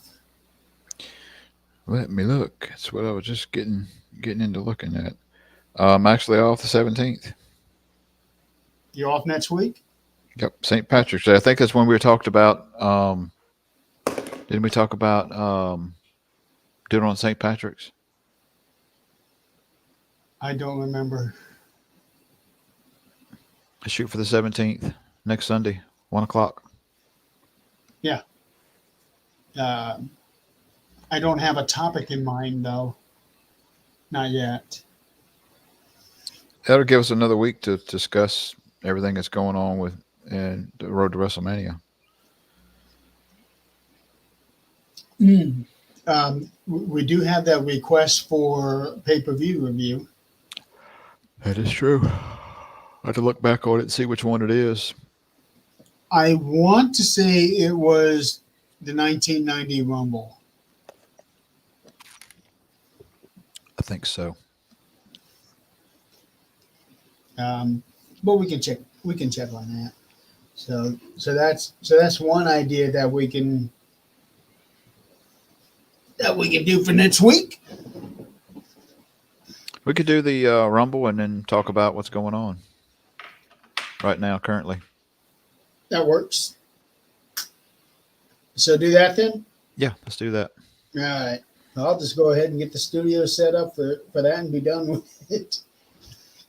Okay, so Chris, Joe, thank you for playing along. we'll be talking about the 1990 Rumble next week. Then after that, we'll talk about what's going on currently. And then after that, I don't think we'll have a show until WrestleMania weekend. Maybe. Yeah. We'll have to have one before it. Because I know that was when you and I were talking about doing a show in between the two WrestleMania nights and then bringing everybody on to talk about the night before. That's it. The 17th. Yeah. We may have to have something short, maybe a short show right before the first night. It's a 5th and 6th, isn't it? Yes. So we would have to do it on a weekday, which would be kind of Wednesday night. The 3rd, maybe. We'd have to make sure we do it in a time because Joe is doing a Thursday night wrestling show on the network now. That's Thursday, though. 3rd's on a Wednesday. Yeah, he's doing a wrestling show on Wednesday night, and then he's going to be a movie review show on Thursday. Oh, nice. Yeah. Okay. So here in a couple of weeks, actually starting next week, Joe's going to be doing shows Wednesday, Thursday, and Friday. Okay. We can talk about it next week. Yeah, we can figure that out. All right. Well, we'll go ahead and call this a show. I'll get this put up on Spotify, and I'm going to go to my dad's house. I'm going to spend a little time with the family. Yeah. Supposed to get on the Critters podcast, or not the Critters podcast, oh yeah, Don's. That's it. 30 minutes. So yeah, I don't know if I'm gonna be able to make it. I'm gonna try to get in there. Well, he's gonna have people come in at 20 minutes before, and that's 10 minutes from now to have a little chit chat and then start the movie. So you enjoy that if you go. Oh, I will. Yeah. You have a good one. You too. Take care. See you, everybody. Thanks for tuning in.